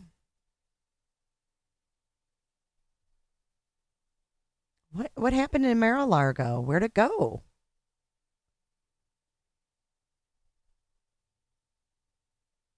I think we all lost the stream.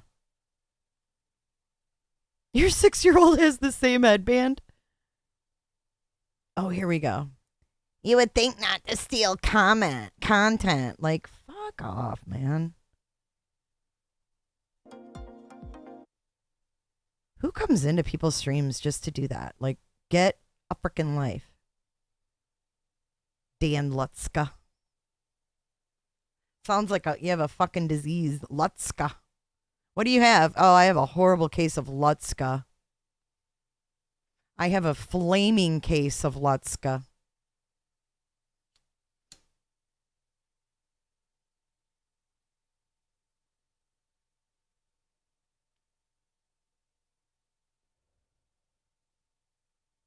You tune in just to hear me smash the trolls.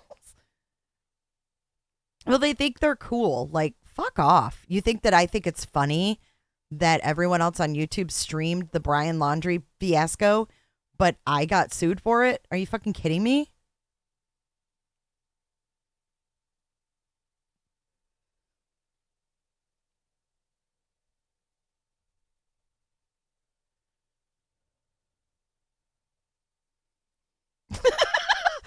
Daniel, it's contagious.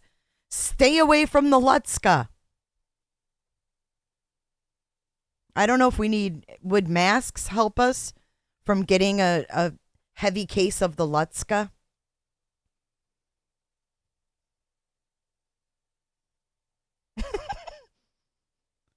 I enjoy you too, Jerry. I hope I don't act like too much of a clown sometimes, but I mean, what are you supposed to do? Like, everybody knows that I got sued from Nexstar.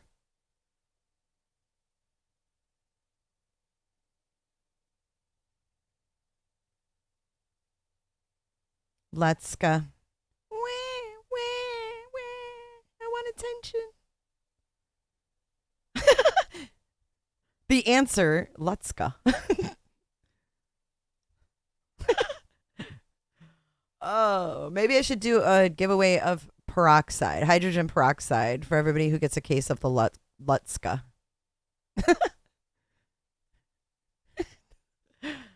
Oh, man. I did, Jerry? Why? Green crack. Why did I yell at you, Jerry? I don't yell at people, though. I just say things like when people do that to me, like, don't come in and rub my lawsuit in my face. Do you think that that was funny or fun? It's still sitting there. Hannity said it'll be on his show at 9. So we got 10 minutes. Ugh. Jeez, oh, Pete's. Have I covered the Adelson case? I'm not familiar with that, Jason.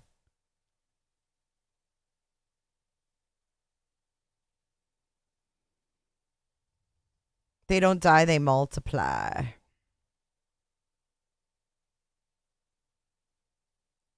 Look at Headband Lady. She's kind of funny. All right, let's go back here. Let's see what we've got. No sound.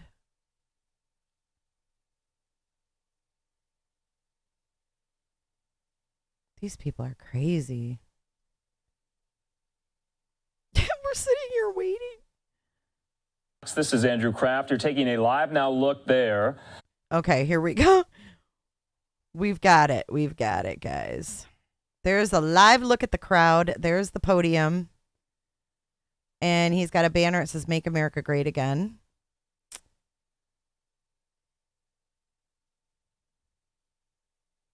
So the guy who attacked Nancy Pelosi's husband pled not guilty to kidnap and assault charges.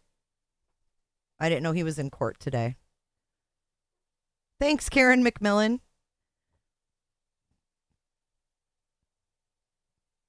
I'm glad you found me too. Yeah, I mean, why take it to real life? Hand sanitizer for the Lutska. So we're just waiting.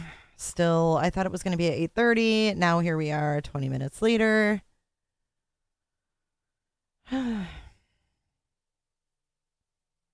You'll buy me a banner? Sure. Why not? I would love some stand-ups. I want to get some cardboard cutouts of people. Maybe I can add some of those to I want to get a couple of those to my Amazon wish list.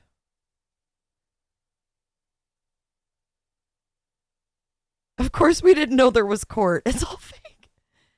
CR, thank you so much. I thought it was at 8:30, but we got 10 minutes. Thank you, CR. Well, I think Jay Lord, it was kidnapping because he said he was going to kidnap Nancy.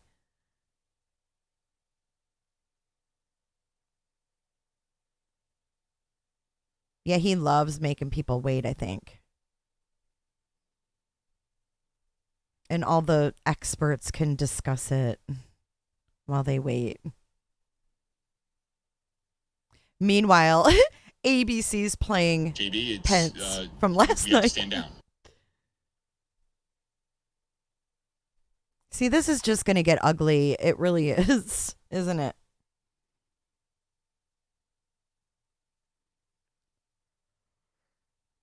I just see like this election coming up just getting ugly, being really ugly and really personal, and like people being really nasty and bringing a whole nother level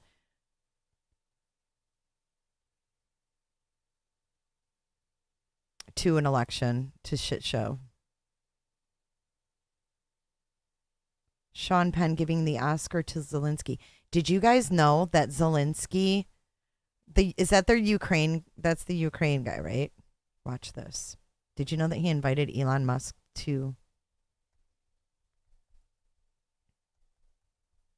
Who's the yeah, it's him, the president.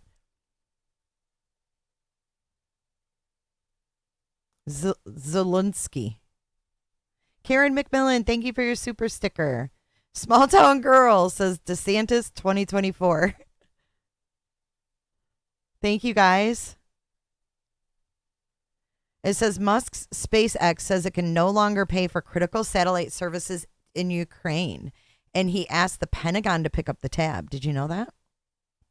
I know, Miss Kurt Cobain. We have to stand down. JB, it's... so 20,000 Starlink satellites have been donated to Ukraine, with Musk tweeting on Friday, the operation has cost SpaceX $80 million and will exceed $100 million by the end of the year. But those charitable contributions could be coming to an end, as SpaceX has warned the Pentagon that it may stop funding the service in Ukraine unless the military kicks in tens of millions of dollars per month.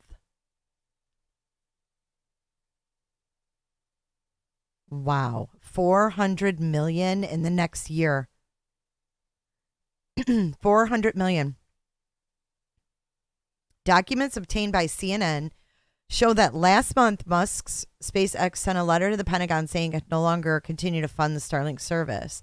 The letter also requested that the Pentagon take over funding for Ukraine's government and military use of Starlink, which SpaceX claims would cost more than $120 million for the rest of the year and could cost close to $400 million for the next 12 months.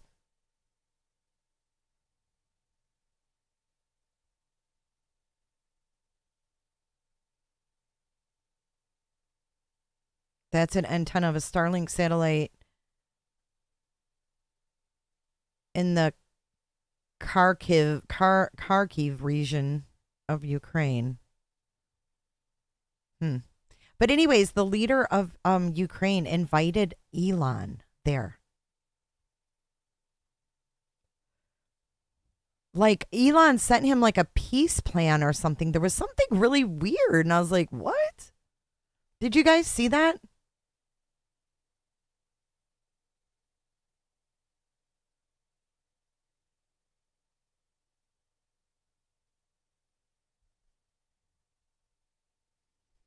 Here we go, guys. Let's see. Seat inside the GOP, and all right, they're still yapping. I don't want to unmute yet. But why would they even meet? Don't you think that's bizarre?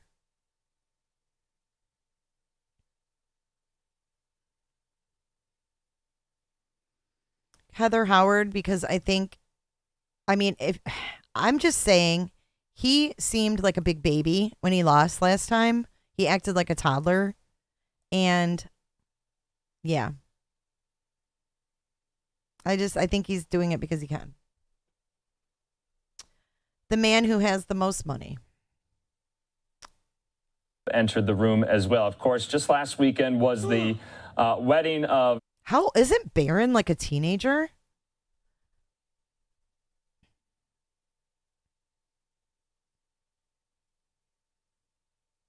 How is he all like grown man now and shit?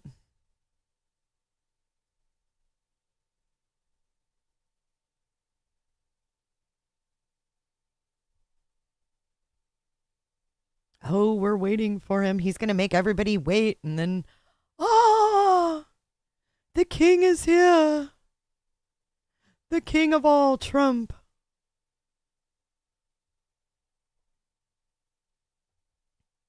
If you say Ferris Bueller, you lose a testicle. Oh, get these guys off the screen.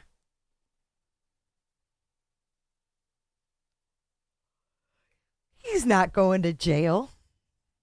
You think he's going to go to jail for real?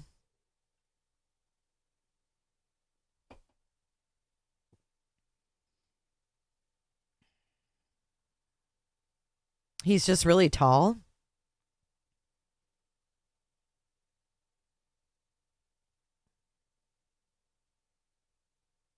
Well, I'm going to wait until they play Trump. I'll unmute it when he comes on.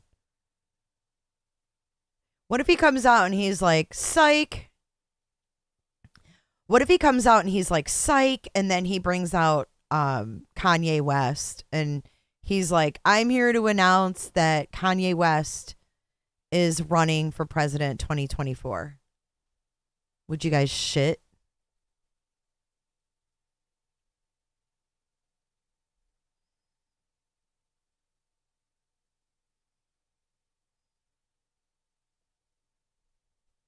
All right, let's see what they're doing now. One camp or the other because they're still yapping. These two love to hear themselves talk, apparently.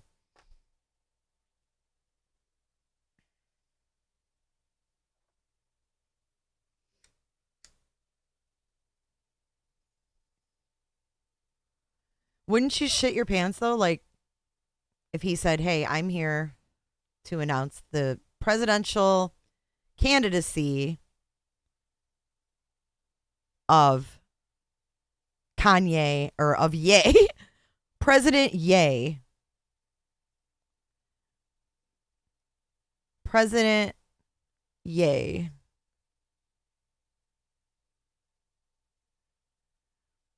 What if he comes out and he's like, Caitlyn Jenner was my hero and I've decided to be my true self. You guys shit? I think Twitter, I think they leaked that he was going to say he was running. Kanye's Jesus Walks song. Yeah. And then the whole crowd gets into, starts clapping. And then they bring out all of the Yeezy Gap bags with all the Yeezy clothes in it. And all the people in the crowd get to pick through them before they go home.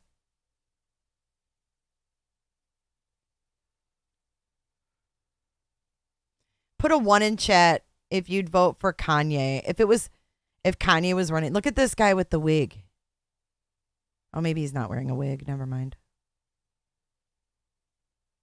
Put a 1 in chat if you would vote for Kanye West if he ran for president.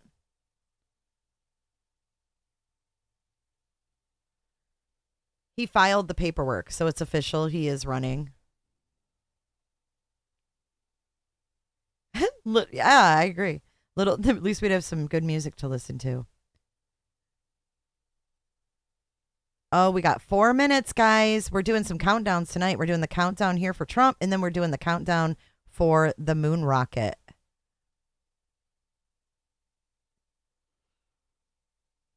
April C said, hell no.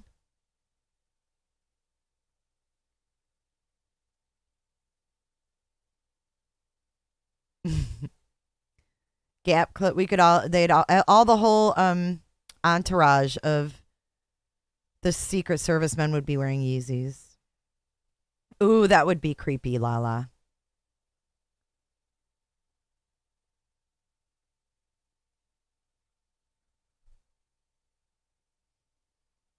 With the Trump organization. Oh my God, these guys really like to hear themselves talk. No, I don't think Kanye is a bad guy either.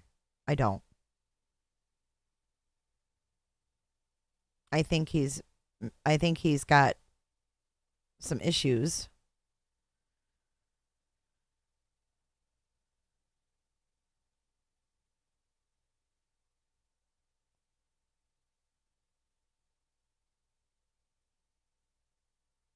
Really real. Our votes don't matter anyway. Don't be so negative. We want him in Florida. I think he said he wasn't going to leave because he was just voted in. Let's see if these guys are still loving the sound of their own voices. You know, Bills, Yep. Sure are. Blossom 2024.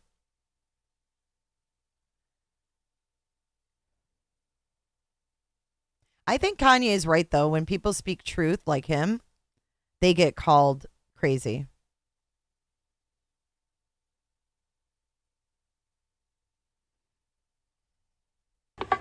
What you are witnessing is real. The participants are not actors. Sure about that? La, la, la, la means let me finish. Given the fallout. Yeah, McAfee. Yeah, if he walks out with McAfee and... Oh, let's see. And that plays into... They're still talking. Kanye is saying things that most celebrities won't say.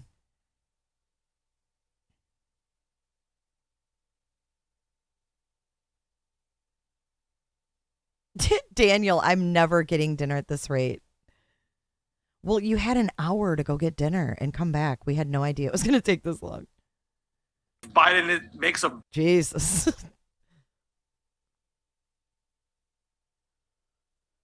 I think Kanye's misunderstood.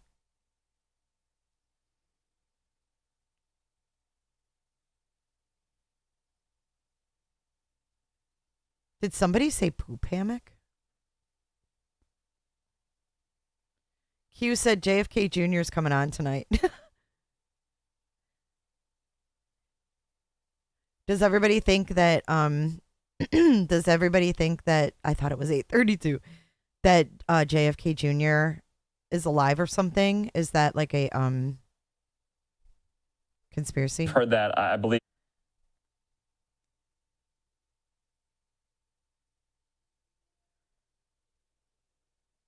I don't know, but I bet my neighbors are celebrating tonight. I have these people that live by me that are so deep into this Trump stuff that, like, when I go to the pool, they, like, tell me their stories about how all these are body doubles and stuff like that. And I'm just like, okay.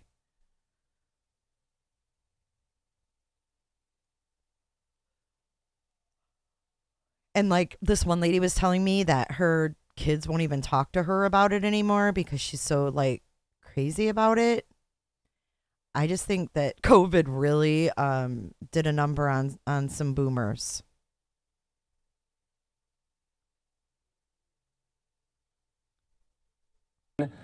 South. Oh, here he comes. Are they going to stop talking? With us, it does look like the former president and the former first lady are walking out now. They're going to be taking the stage momentarily. We're just going to let the viewers listen in. Yeah, thank you.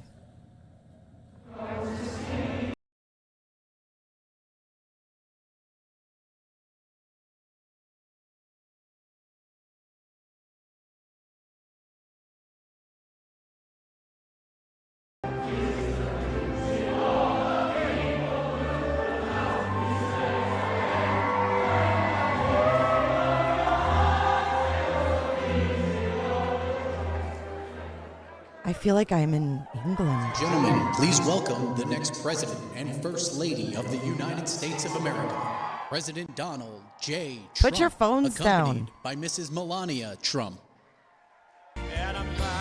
Oh, shit. I gotta mute that because I'm gonna get struck. Here, I'll play my own song.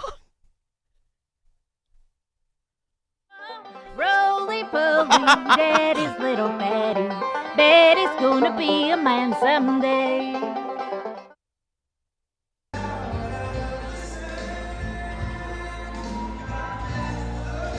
This is very weird.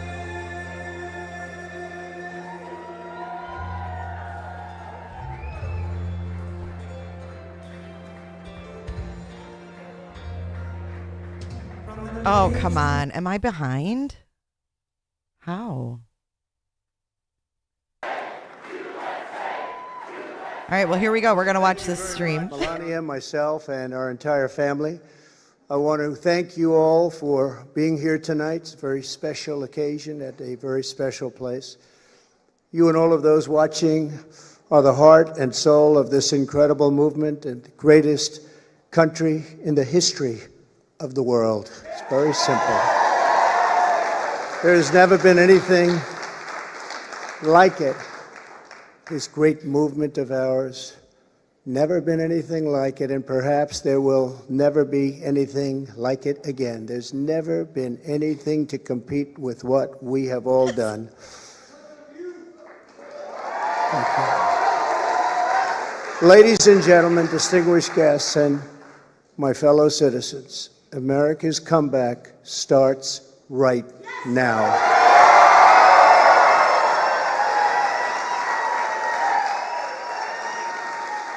Two years ago, when I left office, the United States stood ready for its golden age. Our nation was at the pinnacle of power, prosperity, and prestige, towering above all rivals, vanquishing all enemies, and striding into the future, confident and so strong. In 4 short years, everybody was doing great. Men, women, African Americans, Asian Americans, Hispanic Americans, everybody was thriving like never before.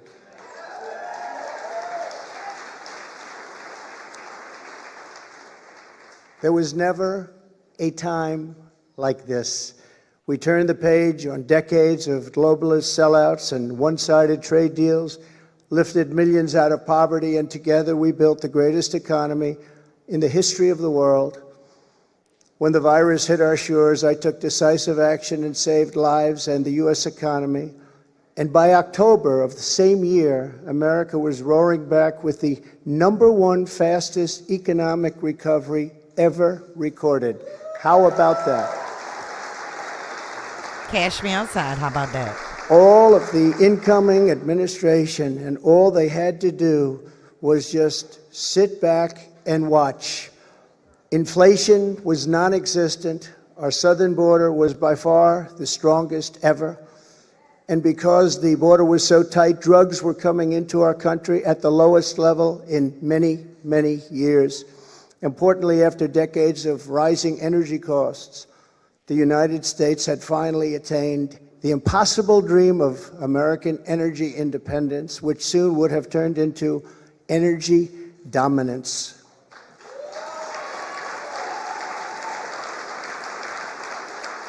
For the first time in memory, China was reeling and back on its heels. You've never seen that before, because the United States was outdoing them on every single front, and China was paying billions and billions of dollars in taxes and tariffs. The farmers know that because they got $28 billion of it. No president had ever sought or received $1 for our country from China until I came along, and we were getting hundreds of billions of dollars. Many people think that because of this, China played a very active role in the 2020 election. Just saying, just saying. Sure, that didn't happen. Instead of jobs and factories leaving America for China, they were, for the first time ever, leaving China for America.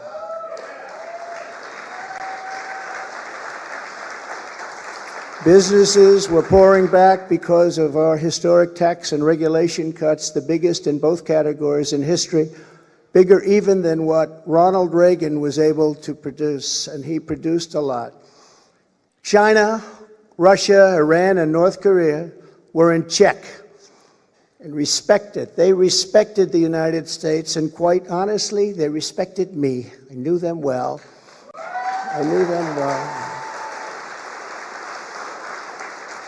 The vicious ISIS caliphate, which no president was able to conquer, was decimated by me and our great warriors in less than 3 weeks, and al-Baghdadi, its founder, was hunted down and killed. North Korea had not launched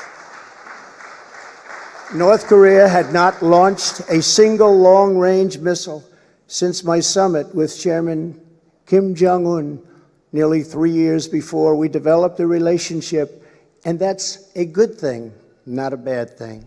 It's a good thing. Very good thing, actually. It's a good thing. Because look at what's happening today. My opponents made me out to be a warmonger and just a terrible person who would immediately go into war.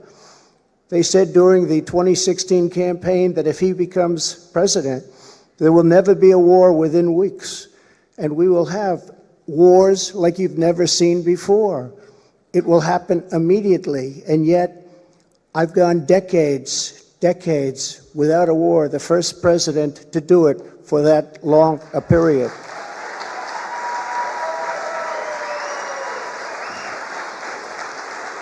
The world was at peace, America was prospering, and our country was on track for an amazing future, because I made big promises to the American people, and unlike other presidents, I kept my promises. I kept them.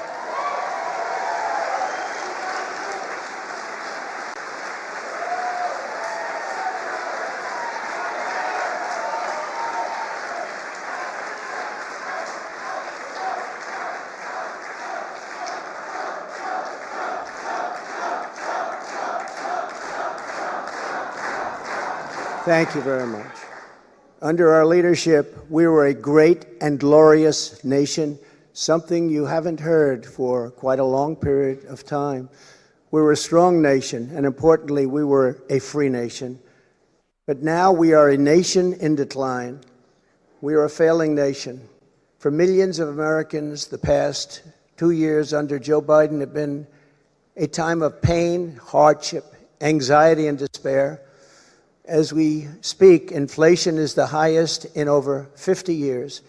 Gas prices have reached the highest levels in history and expect them to go much higher now that the strategic national reserves, which I filled up, have been virtually drained in order to keep gasoline prices lower just prior to the election. Joe Biden has intentionally surrendered our energy independence. There is no longer even a thought of dominance, and we are now begging for energy help from foreign nations, many of whom find us detestable. Our southern border has been erased, and our country is being invaded by millions and millions of unknown people, many of whom are entering for a very bad and sinister reason. And you know what that reason is. We will be paying a big price for this invasion into our country for years to come. Hundreds of thousands of pounds of deadly drugs, including very lethal fentanyl, are flooding across the now open and totally porous southern border. The blood-soaked streets of our once great cities are cesspools of violent crimes, which are being watched all over the world as leadership of other countries explain that this is what America and democracy is really all about. How sad. The United States has been embarrassed, humiliated, and weakened for all to see. The disasters in Afghanistan, perhaps the most embarrassing moment in the history of our country, where we lost lives, left Americans behind, and surrendered $85 billion worth of the finest military equipment anywhere in the world. And Ukraine, which would have never happened if I were your president, are something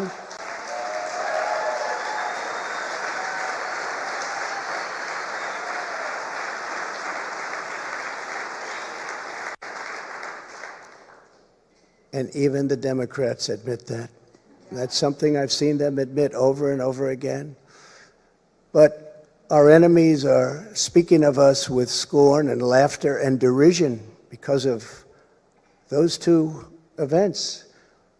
But there are many more. Even just today, a missile was sent in, probably by Russia, to Poland, 50 miles into Poland, and people are going absolutely wild and crazy, and they're not happy. They are very, very angry. Now we have a president who falls asleep at global conferences, was held in contempt by the British Parliament over Afghanistan. Thanks to the words of wisdom, he said thank you to the wrong country for inviting him to a major summit on the environment, of all things. They fly for days to get there, and then he calls the country a name that was actually a country on another continent. And he's leading us to the brink of nuclear war, a concept unimaginable just 2 short years ago. You cannot mention the nuclear word. It's too devastating. The Green New Deal and the environment, which they say may affect us in 300 years, is all that is talked about. And yet nuclear weapons, which would destroy the world immediately, are never even discussed as a major threat. Can you imagine? They say the ocean will rise 1/8 of an inch over the next 200 to 300 years. But don't worry about nuclear weapons that can take out entire countries with one shot. Something is wrong with their thinking. Under Biden and the radical Democrats, America has been mocked, derided, and brought to its knees, perhaps like never before. But we are here tonight to declare that it does not have to be this way. It does not have to be this way.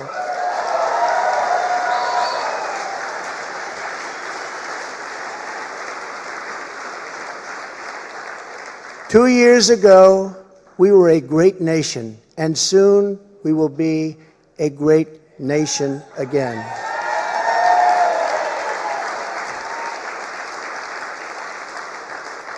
The decline of America is being forced upon us by Biden and the radical left lunatics running our government right into the ground. This decline is not a fate we must accept. When given the choice, boldly, clearly, and directly, I believe the American people will overwhelmingly reject the left's platform of national ruin, and they will embrace our platform of national greatness and glory to America. Glory.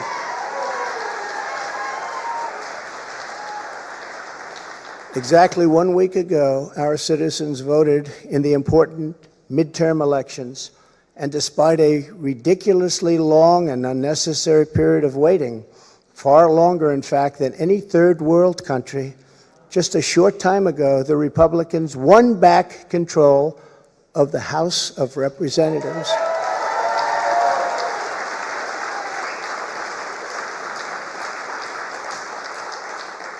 And it was with a great Trump-endorsed candidate, Congressman-elect Kevin Kiley, who is a fantastic person,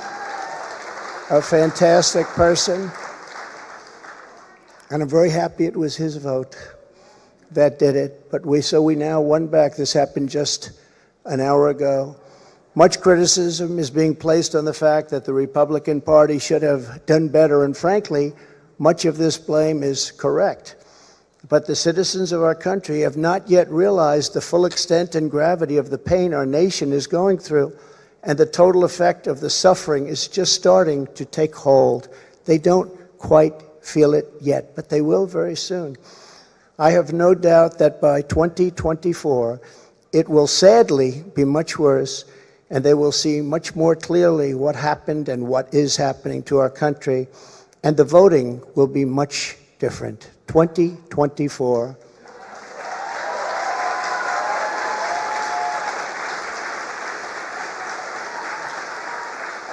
Are you getting ready? Oh, Lord.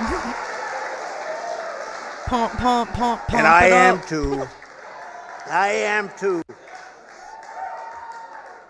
I do want to point out that in the midterms, my endorsement success rate was 232 wins and only 22 losses. You don't hear that from the media. And this is an elegant night and an elegant place, and I'm not going to use the term fake news media. Oh, Lord. So we're going to keep it very elegant. But you don't hear that from the media.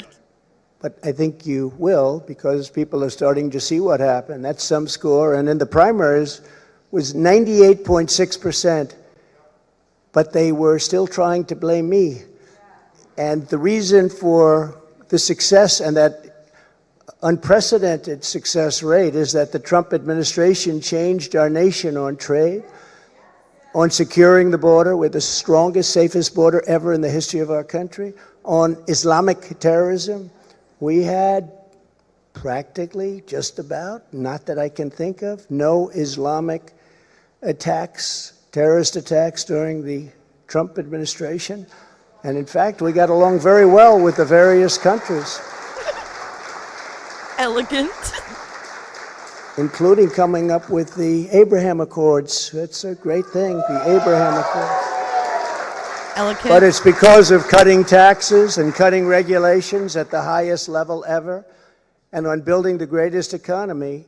Any time in the history of the world, there's never been an economy like we had just 2 years ago. Despite the outcome in the Senate, we cannot lose hope.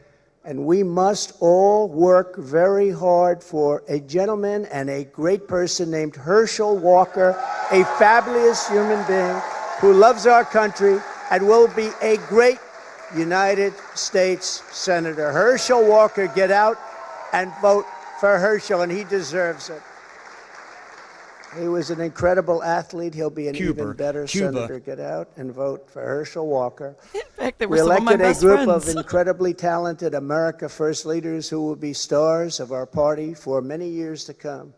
In the popular vote, another thing that's not discussed for the House, we must remember that Republicans won 5 million more votes, the largest margin in many, many years, over the Democrats. 5 million more votes, that's a big thing. Breaking the radical Democrats' grip on Congress was crucial. So in other words, because of our great congressmen and all of our great congressmen and congresswomen, we have taken over Congress. Nancy Pelosi has been fired. Isn't that nice?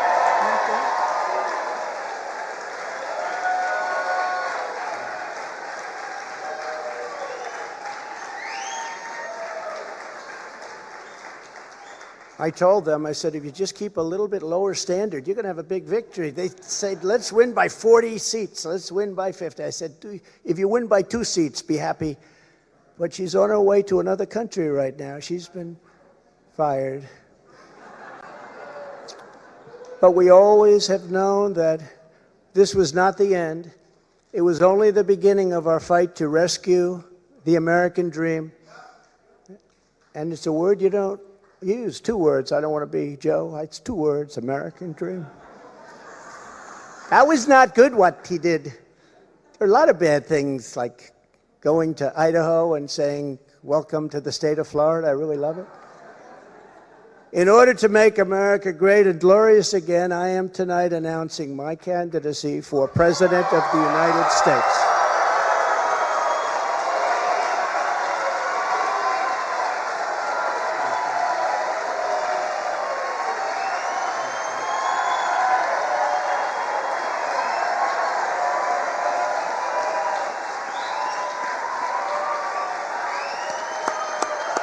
Thank you, kids. Thank you.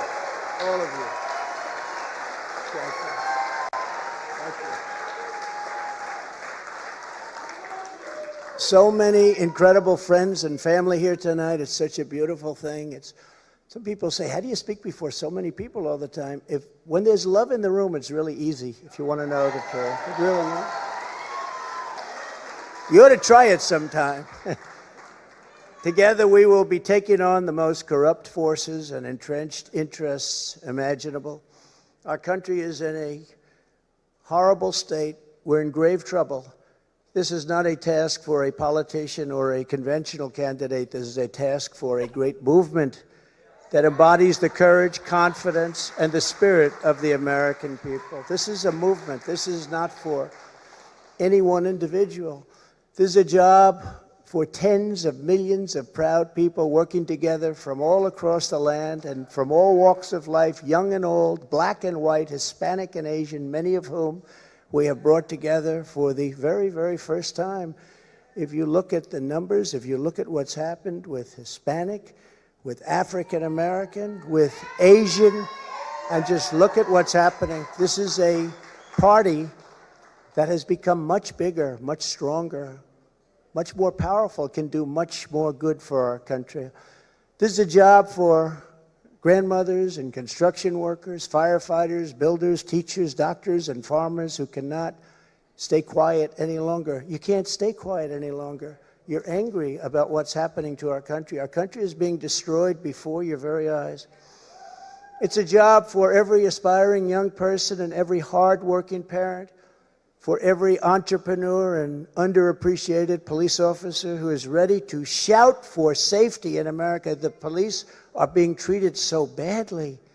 These are great people. They can straighten out the crime. They're the ones that know how to do it. We have to give them back their respect and their dignity.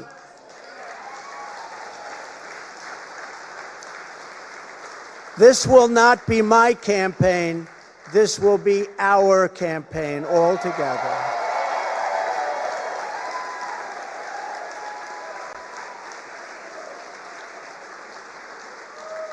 Because the only force strong enough to defeat the massive corruption we are up against is you, the American people. It's true. The American people, the greatest people on earth. We love them all. And we love both sides. We're going to bring people together. We're going to unify people. And it was happening in the previous administration, previous to the previous. And what was bringing them together was success. Prior to COVID coming in, the people were calling me, you wouldn't believe it. People that were so far left, I figured they'd never speak to me and I would never speak to them. But our success was so incredible, like never before. And then COVID started coming in from China. We call it the China virus. Some people call it other things. But it was devastating and we built it back and did an incredible job. But when people say Republicans or Democrats or liberals or conservatives, I say we can all get together. And we were doing that. That was happening just prior because the success was greater than this country has ever had. We were leapfrogging China and leapfrogging everybody else. And everybody wanted a piece of it.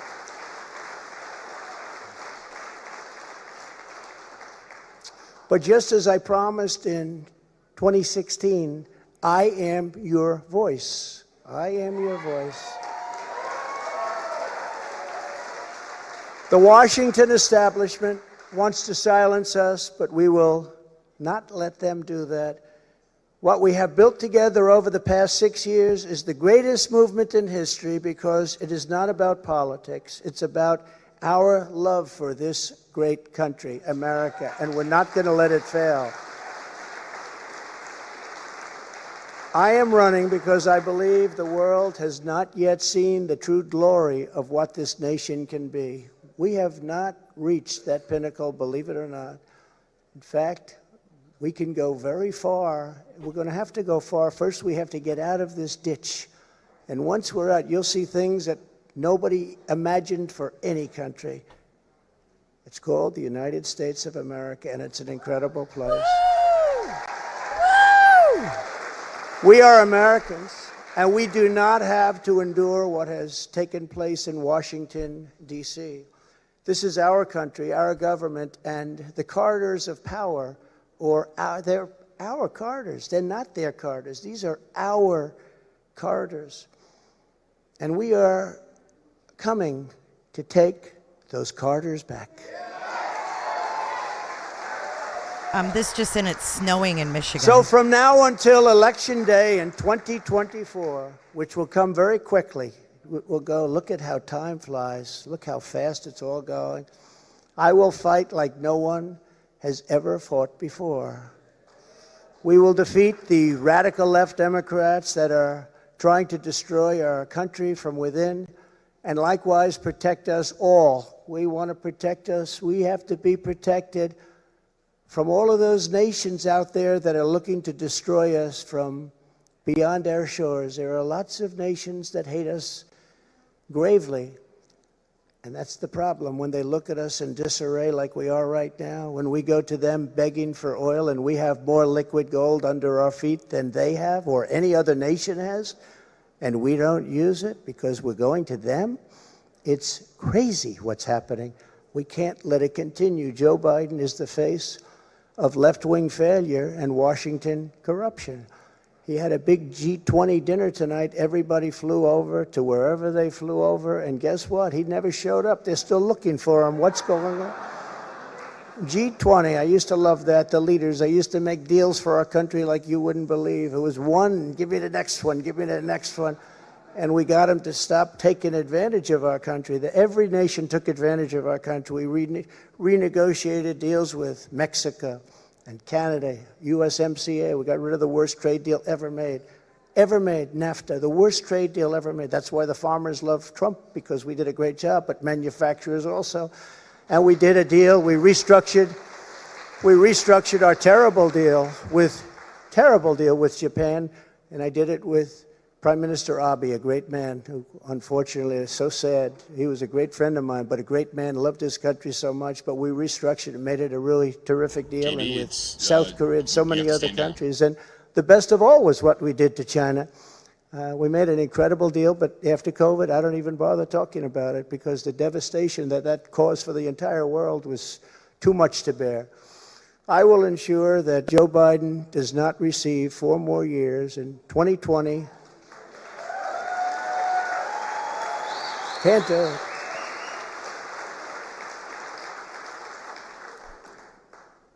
Our country could not take that. And I say that not in laughter. I say that in tears. Our country could not take 4 more years. It can only take so much. In tears? It's all very fragile to start off with. It can only take so much. In 2020, I received the largest number of votes of any sitting president in history by a lot. And we will do it again, but with even more votes this time. Many have noted that huge gains we have made with Latino voters, and I believe we will set even greater records with this crucial vote in 2024. The Hispanic voter, the Latino voter has been unbelievable. Great people, very entrepreneurial people, and they want security. And everyone thought when I did the wall, I built the wall, and they thought, oh, that would hurt me with the Hispanic vote. No, it helped me because they understood. They wanted safety. They wanted security. And they understood the border better than anybody else.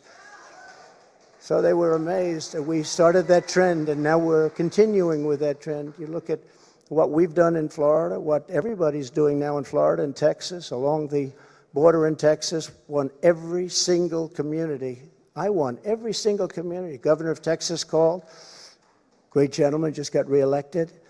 And he said to me, I'd like to talk to you for a second. Well, he said, you've done something that nobody else has done. You've won every single area along the borders, the longest since Reconstruction. I said, Reconstruction? I guess you call that the Civil War? That's what I call it? That's what I call it.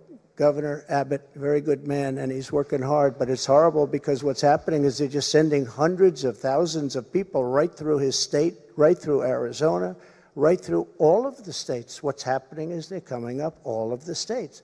And we can't have it anymore. This campaign will be about issues, vision, and success, and we will not stop. We will not quit until we've achieved the highest goals and made our country greater than it has ever been before, and we can do that. We can do it.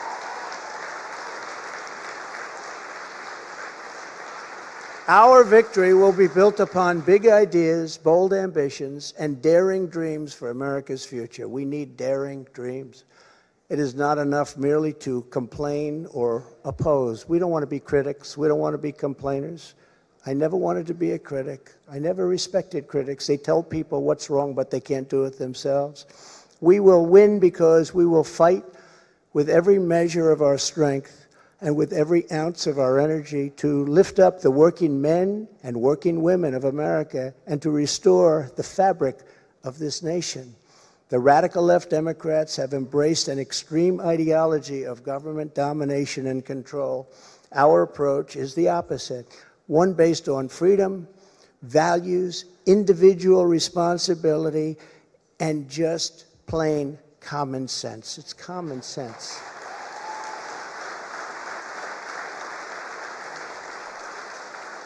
Put a 1 in chat if you think In his hair 2 is years, real. the Biden administration has destroyed the U.S. economy, just destroyed it. With victory, we will again build the greatest economy ever. It will take place quickly. We will build the greatest economy ever. And if you remember, I did it twice. I did it before COVID and then handed off something where the stock market was higher than just prior to COVID coming in. And we did it twice, and we will do it again, but this time we'll do it bigger, stronger, better than anybody can even imagine.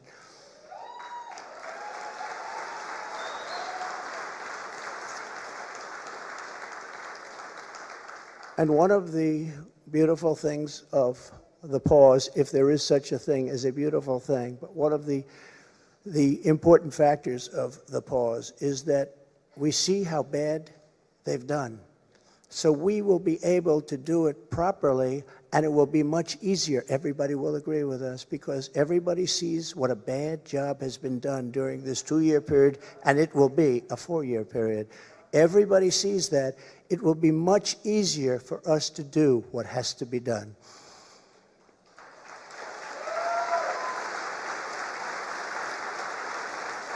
We will immediately tackle inflation and bring down to a level that it was. We were at 0, but actually the best number is 1%. Do you know that? You don't want it really 0. But we were at 0. We actually got it to exactly 1%, the perfect number. One thing every economist agrees, don't have it 0, have it like at 1%. They even say 1 to 2, but I said, let's do 1. And we had it at 1%, and we had it there for a long period of time, and we had the value of the dollar. We had it so that this country could make a lot of money, and I fought other countries where they devalued their dollar, or they devalued their currency, whether it was the pound or whether it was the yuan or the yen. And I used to fight like cats and dogs with the leaders of other countries because they were stealing from us. When they did that, they had artificial devaluations of their currency. It's a very important thing. I haven't even heard it mentioned in 2 years. That's a very important thing. It's very hard for us to compete when they do that artificially. And they had to pay a big price when they did it. And they never really did it for very long. I said, we're not going to do business with you anymore as a country. And they believed me. And they let it go back up. Instead of putting America last, as the Biden administration has done very, very openly and bravely, because I can't imagine saying, let's put America last. I think it takes courage. We will again put America first.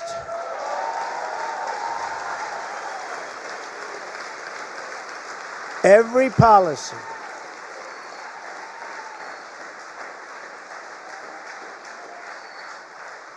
Thank you very much. We do love our country, isn't it? That's why we're here. I didn't need this. I had a very nice, easy life. This is something I didn't need, and a lot of you people don't need either, but we love our country, and we have to take care of our country. We have to save our country.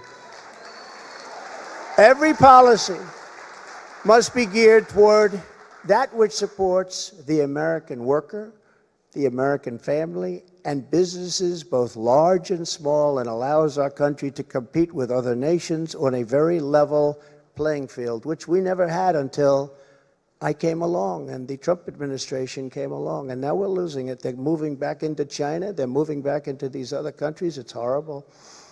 That means low taxes, low regulations, and fair trade, much of which I've already completed, but now will even greatly enhance. Other countries should pay for the privilege of coming into the American marketplace. They have to pay to come into our country and make all of that money, take it away from us.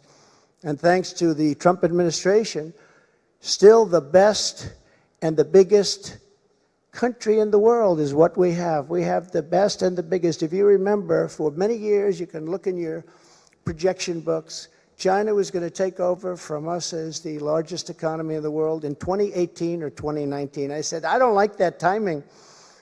And I was with President Xi, who's now president for life. I call him king. He said, no, I'm not the king. I said, yes, you are the king. You're president for life. It's the same thing. But I said, President, you can't do these things. You can't. Remember, they had China 25. That means China was going to take over virtually the whole world economy by 25. I said, that's not a nice sign. I don't want that sign. They took it down. They took down the whole slogan. Probably will be coming back at some point in the near future. But I found it very insulting. I said, I find that very insulting. On day one, we will end Joe Biden's war on American energy.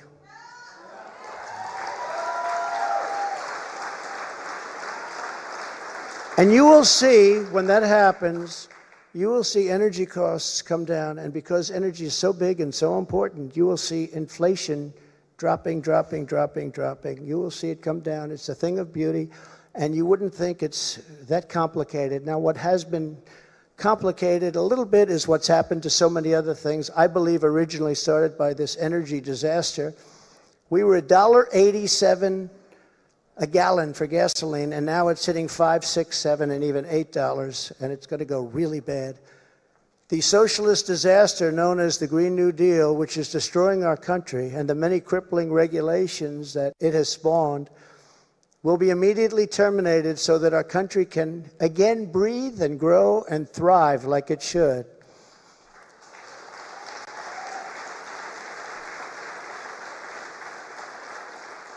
It's very, very much hurting our country. Germany tried it, Germany tried it.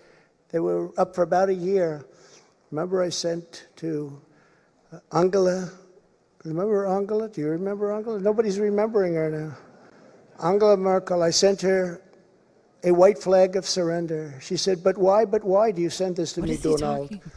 I said, Angela, I sent it to you because this is a flag of surrender. You are getting 78% of your energy from Russia. And when that happens, history has proven that it's not good for Germany. Just take a look over the last 150 years. It hasn't been good. What I didn't know would take place so fast. And Germany closed, as you know, all of its coal-powered plants and its nuclear plants. They closed everything, and now they're building coal plants, and they're building them fast. And China's building a coal plant every week. Every week they open up another, and then they talk about all of the things that they do environmentally. They're watching us die with the Green New Deal, with our windmills and with our solar that doesn't have the power to fire up our great factories and our great plants. They are watching us die, and they're laughing as it happens. Remember, economic security is national security, and that's what it is. We need economic security. That is why we will launch an all-out campaign to eliminate America's dependence on China. We will bring our supply chains, which are a disaster right now. You can't get anything, and good luck getting a turkey for Thanksgiving. Number one, you won't get it, and if you do, you're going to pay 3 to 4 times more than you paid last year. But we will bring our supply chains and manufacturing base back home, as we were strongly doing during the Trump administration, and we will systematically bring back wealth, health, and success to the American middle class and to America itself. Please. Yeah, please sit down. I feel so guilty having you stand. No. No, you've been standing for the whole event. I feel very guilty. I don't want that to happen. To every worker and family struggling to survive in the Biden economy with inflation destroying your family and your life, this campaign will be for you. Help is on the way. Joe Biden has abolished America's borders. We are going to restore and secure America's borders just like we had them before, best ever. We built the wall, and now we will add to it. Now, we built the wall, we completed the wall, and then we said, let's do more, and we did a lot more. And as we were doing it, we had an election that came up, And when they came in, they had 3 more weeks to complete the additions to the wall, which would have been great. And they said, no, we're not going to do that. And that's when I realized that they actually want to have this disaster known as open borders. Hard to believe, isn't it? But one of the reasons we had so much success at the border was because of the fact that 2 things. We got Mexico to give us free of charge 28,000 soldiers. That helps. And President of Mexico is a great gentleman, by the way. Socialist, but that's okay. Can't have everything.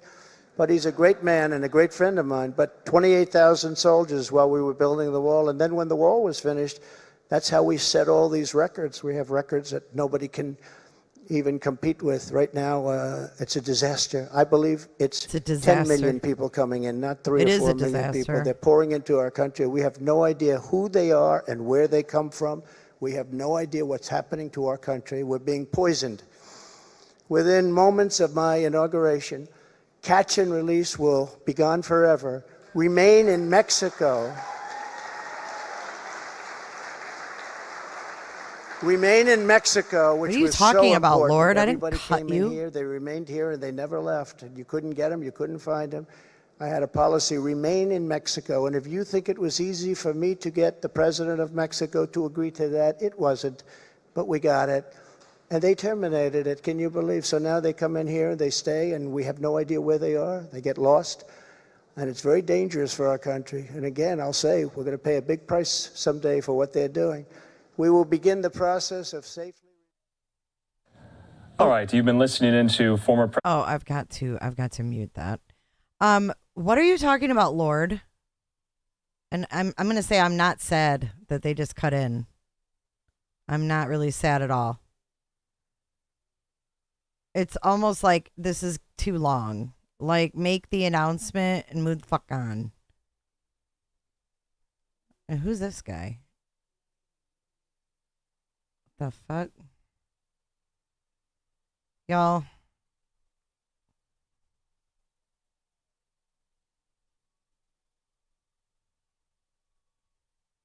Crime.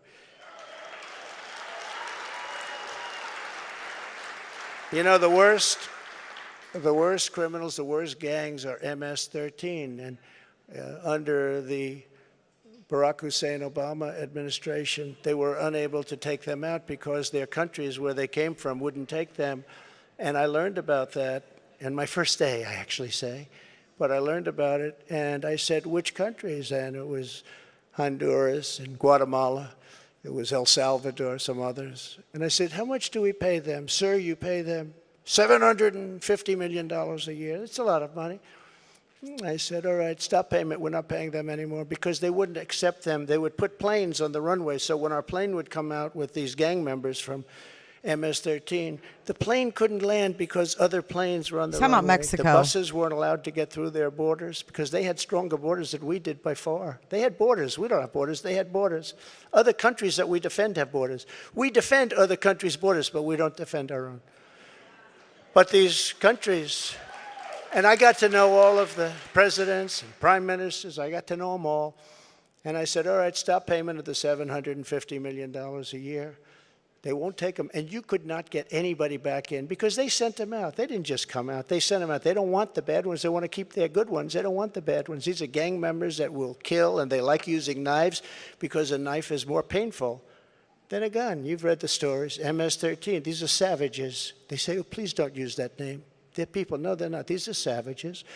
And so we went along, and I said, stop payment of the $750 million. And I get a call the next morning from the presidents of every country that we're talking about. Sir, there seems to be a misunderstanding. What's the problem? Is there anything we can do? Yeah, you're not taking your MS-13 gang members back that you sent to us. In the caravans, I love the name. I came up with it. I love the name. The caravans, I came up with it. Thousands and thousands of people. And in those caravans, you have some rough people. I said, you're not taking them back. Well, we didn't know that this was a problem, sir. Is there anything we can do? I said, yeah, take them back. We would be glad to take them back, sir. They took them back. I still didn't give them the $750, but that's okay. And by the way, now Biden wants to give them $4 billion. They were happy with $750, and now they want to give them $4 billion. Somebody someday is going to explain that one to me. It actually makes you rage with anger when you hear that. They wanted 750 so badly, and now they're getting $4 billion. We will wage war upon the cartels and stop the fentanyl and deadly drugs from killing 200,000 Americans per year.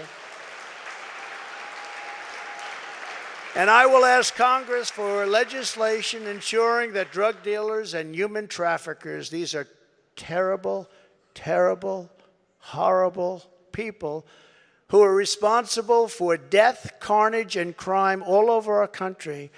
Every drug dealer during his or her life on average will kill 500 people with the drugs they sell, not to mention the destruction of families. But we're going to be asking everyone who sells drugs, gets caught selling drugs, to receive the death penalty for their heinous acts, because it's the only way. We don't need any more blue ribbon committees. We don't need, I don't like to say this, and I don't even know if the American public I'm going to is show ready the for chat, it. And a because lot you of know my what? people say, please don't say that, Chat's sir. pretty That's funny. not nice. They kill 500 people each on average. And if you don't do this, in China, when I was with President Xi, I said, President, do you have a drug problem? No, no, no, no, we don't. He looked at me like I didn't know what I was doing. No. He said, no, we don't have a drug. How come you don't have a drug problem? He said, quick trial. What is a quick trial? I sort of knew. What is a quick trial? That's where, if you get caught dealing drugs, you have an immediate and quick trial, and by the end of the day, you're executed. That's a terrible thing. But they have no drug problem. The only drug problem they have is they make the fentanyl that comes into our country, and I had him stopping it. And then when I was gone, nobody ever mentioned it to him again. We were stopping it. That was way down, that number. But they send it in. But they don't have a drug problem. Other countries, like Singapore, has no drug problem. No drug. You ask them, they don't even know what you're talking about when they say drug problem. They don't even know what you're talking about. They have no drug problem. And why should they sell there and risk their lives every time they sell when they can come to the United States and nobody even cares? They can do whatever they want to do and become rich. It's a disgrace. So if you want to get rid of that and also bring down your level of crime, probably 75 or 80%, that's the only answer. No more blue ribbon. I refuse to create them anymore. They were just a joke. It was New York people wanting to be on a committee for publicity reasons. No more blue ribbon committees. That's the only way you're going to solve the problem. And I hope politicians are listening, because they should do it quickly. Joe Biden has also proven that he is committed to indoctrinating our children, even using the Department of Justice against parents who object. It's a terrible thing that's happening. It's so sad what's happening. When I'm in the White House, our schools will cease pushing critical race theory, as they were.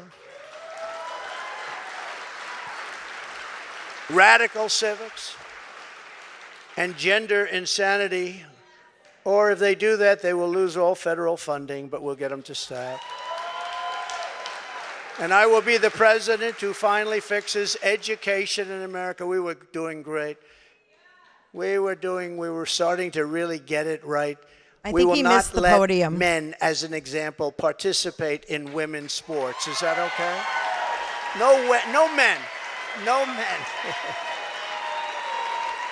Where did that come from? What? My people tell me, sir, that's politically incorrect to say. I said, that's okay, I'll say it anyway, if you don't mind. We've had tremendous problems, and you know, it's very unfair to women, just very, very unfair. We will defend the rights of parents, and we will defend the family as the center of American life. But who would think, standing up here 10 years ago, 15 years ago, that a politician, and I don't like to think of myself as a politician, but I guess that's what I am. I hate that thought. But that a politician would be up saying, we will defend parental rights. This is live. Of course you're going to defend it. Who would think that we even have to mention this? Who would think it even should be a subject to be talked about? We have to defend parental rights. Can you believe this? As commander-in-chief, I will get Biden's radical left ideology out of our military, and I did.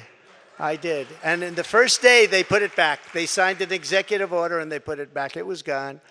We will abolish every Biden COVID mandate and rehire every patriot who was fired from our military with an apology and full back pay. Vote in the poll, you guys. I want to know what you think. It's at the top of the chat. Get your vote in. And they deserve an apology, and they deserve full back pay, and they'll get it. And unlike Biden possibly getting us into World War III, which can seriously happen, I will keep America out of foolish and unnecessary foreign wars, just as I did for 4 straight years. We will again have peace through strength. That's all it is. As events overseas have shown, to protect our people from the unthinkable threat of nuclear weapons and hypersonic missiles, the United States must also build a state-of-the-art, next-generation missile defense shield. We need it. The power of these missiles and the power of a word that I refuse to say, nuclear. We have to have it. We need a defense shield, and we have to do it. And we actually have the technology, and we're going to build it.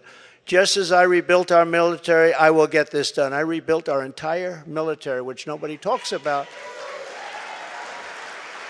When I got there, we had jet fighters that were 48 years old. We had bombers that were 60 years old. We had bombers where their grandfathers flew them when they were new. And now the grandchild is flying the bomber, but not anymore. But as I have said before, the gravest threats to our civilization are not from abroad, but from within. None is greater than the weaponization of the justice system, the FBI, and the DOJ. We must conduct a top-to-bottom overhaul to clean out the festering rot and corruption of Washington, D.C.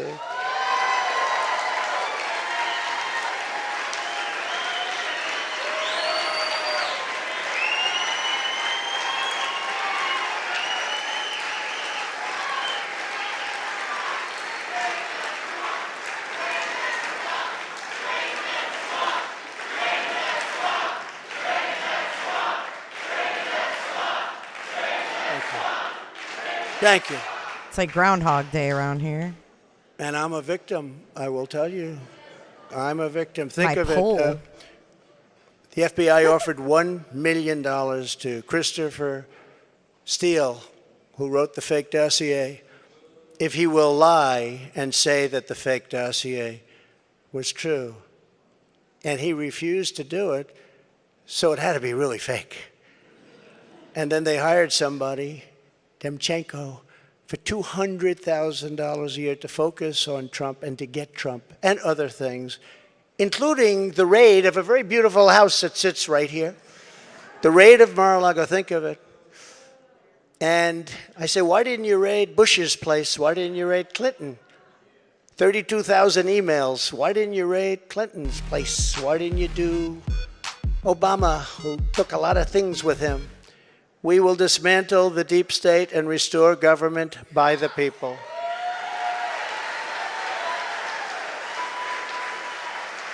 To further drain the swamp, I will push for a constitutional amendment to impose term limits on members of Congress. It's time. It's time.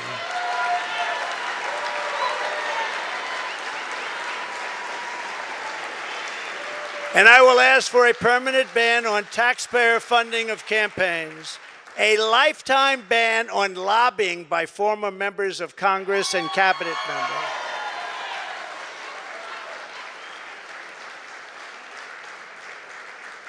No, I see what they make. They leave the White House or they leave Congress and they're paid millions and millions and millions of dollars a year.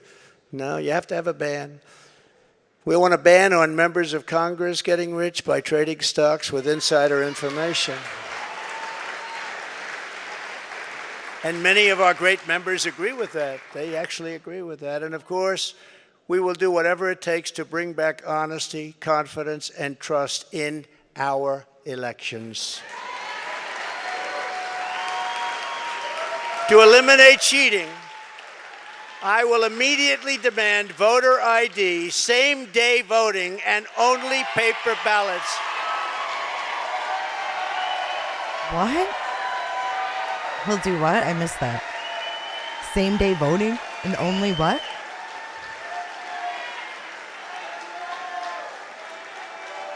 Only paper ballots. Only paper ballots. What do you guys think of that?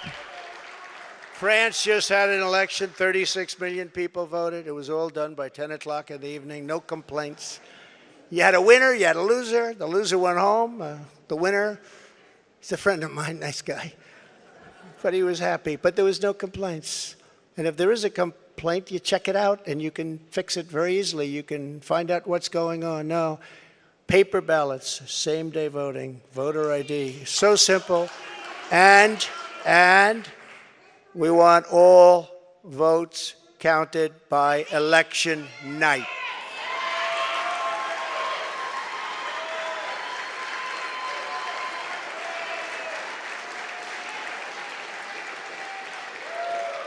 Hey, Butterfly. They spend all of the money for machines and all of this stuff, and they end up 2 weeks later, 3 weeks later. By that time, everyone forgot there was even an election. It's horrible. And this doesn't happen. I said it before. It doesn't happen in third world countries. They do better than we do. It's horrible what's happening with our election and election process. And I'll get that job done. That's a very personal job for me. I take that very personally. But this is just the beginning of our national greatness agenda, and that's what we call it, a national greatness agenda, because our country can be greater than it ever was. Our country was great. Why did I agree to stream this? Our country's a laughingstock right now. But our country can be greater than it ever was before, by a lot. There will be more, much more to come in the months ahead. There are so many things we can do. Many of them are not even hard to implement. The journey ahead of us will not be easy. Anyone who truly seeks to take on this rigged and corrupt system will be faced with a storm of fire that only a few could understand. Right? What? I happen to have some children in the front row. They understand. In fact, my one boy, stand up, Eric. Oh, Lord.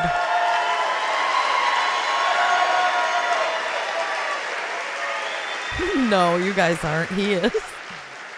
I didn't know it was going to be this long. I think he got more subpoenas than any man in the history of our country. So unfair. Al Capone, you all heard of the great gangster? Al Capone got far less. Billy the Kid got almost none. Jesse James, no. Eric Trump got more subpoenas. He's a PhD in subpoenas. They come from Congress. And I appreciate the job you do and the abuse that you've taken. I really do. Thank you for my birthday gift.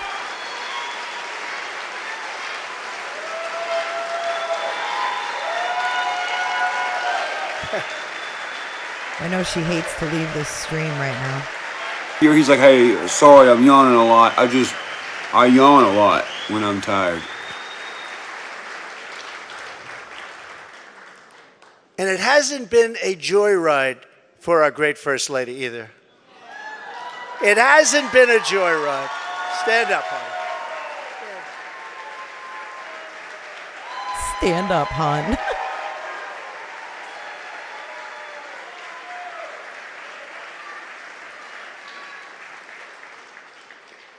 I go home and she says, they do love her. I go home and she says, you look angry and upset. I say, just leave me alone.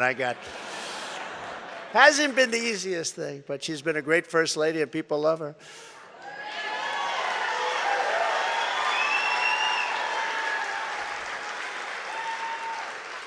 We will be resisted by the combined forces of the establishment, the media, the special interests, the globalists, the Marxist radicals, the woke corporations, the weaponized power of the federal government, the colossal political machines, the tidal wave of dark money, and the most dangerous domestic censorship system ever created by man. I'm not following this at all. The most dangerous system we've ever had. I think he's excited. We will be attacked. We will be slandered. We will be persecuted just as I have been. I mean, I have been, but many people in this room have been. But we will not be intimidated. We will persevere. We will stand tall in the storm. We will march forward into the torrent. And we, in the end, will win. Our country will win. We will win. Hey, Michelle. My fellow Americans, we will join together and reverse this staggering American decline, and it is staggering indeed, and we will again restore the spirit of our nation. And then we must build and raise up a legacy that will stand without equal in the entire history of the world. With your help, we will create communities where our children will grow up safe and strong, and a nation where they will grow up free, prosperous, and well. We will reestablish the principles of hard work and merit and end the scourge of homelessness that is plaguing our beleaguered Democrat-run cities. We will heal our divisions and bring our people back together through incredible success. We will defend life, liberty, and the pursuit of happiness. We will expand the frontiers of human knowledge and extend the horizons of human achievement. And we will plant our beautiful American flag very soon on the surface of Mars, which I got started. But we need everyone involved. We need everyone's help. We need to look out for one another. We need to be friends. And we need every patriot on board. Oh my God, rap it. Oh. Because this is not just a campaign. This is a quest to save our country. Talking about saving our country.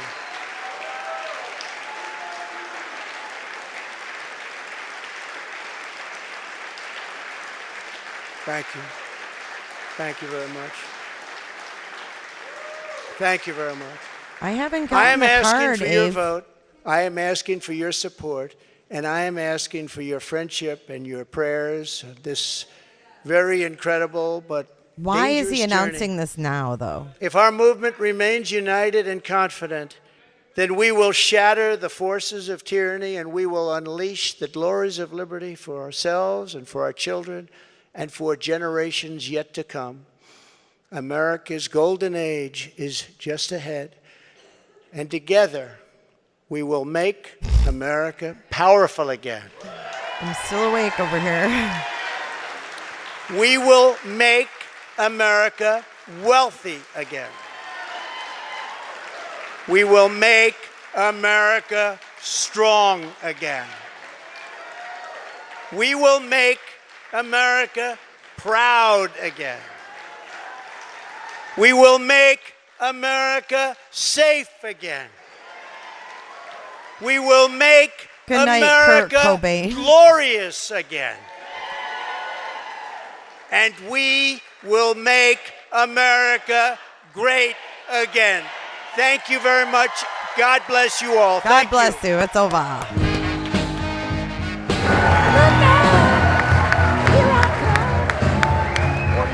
It's the best part of rallies, the music. Get ready. Well, there you have it. The official announcement, guys. He has not said who the VP would be, but we got 2 years to hear about this now. Now, if you love it and you can't wait for these 2 years of rallies and partying, you're going to be one happy camper. But I am going to wrap this up because we have a stream starting on the other channel on 411 at 1 o'clock. Oh, shit. Thunder liberal cat, you think? Okay, so listen, on 411, I'm going to go start the stream. I'm going to start it early, and we're going to watch the rocket launch to the freaking moon. We are going to watch the rocket go to the moon. So let me end the poll so we can see where we ended. Do you think Trump will win was the question. Oh, I'm just glad it's over. I was getting really hot and a little bit anxious, if I'm being honest. It was giving me a little bit of anxiety. I don't know why. It just... All right, let's get this poll wrapped up. And you guys, we have until Thanksgiving to get into that drawing. And the way you get into it is you donate to the stream on PayPal, Venmo, or Cash App. And then you get, every time you do, you get into the thing. So we are at 69% of you think that Trump will win. And 31% don't think. I think he's got a really good chance. I think he's got a really good chance. But yeah, that was a little annoying and long, but hey, you know what? I think he missed the podium a little bit. I think he, likes hearing himself talk. So, if you guys were here for the whole stream and you watched the Pinellas County update, that was pretty crazy as well. So I'm going to bed. No, I'm not going to bed. I'm going to go eat. I have to come back. I forgot.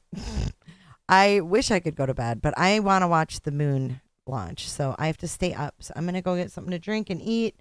And then I'll see you guys hopefully over on the 411 if I don't forget that I have to do it. You think Jay's other channel should be in? Oh. Yeah. How do I do that? I don't know how to do that. I'll have to figure that out. You're right. It should be.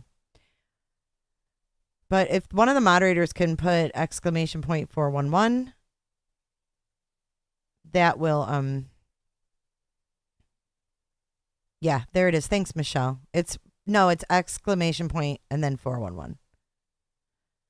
Okay, Mike Sanner, good night. Oh, Pinellas County, be kind and rewind. We talked about Pinellas County.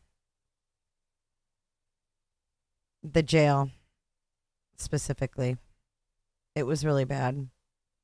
Deputies caught watching Netflix on Facebook, TikTok, YouTube, while a guy was literally vomiting blood to the point where he could have died. So, I love you guys. Bye, Leo Tech. Bye, Kimmykins. Bye, Janice. And Janice, I agree with you on the mail-ins. I feel the same way. Well, be kind and rewind there, J-Lord. Thank you guys for being here. I'll see you guys in just a couple hours. Dance it out.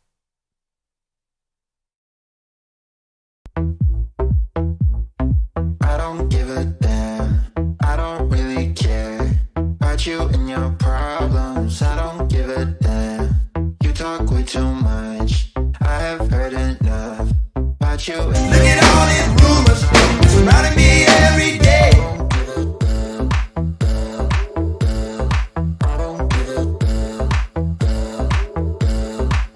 Jay's a winner, not a beginner.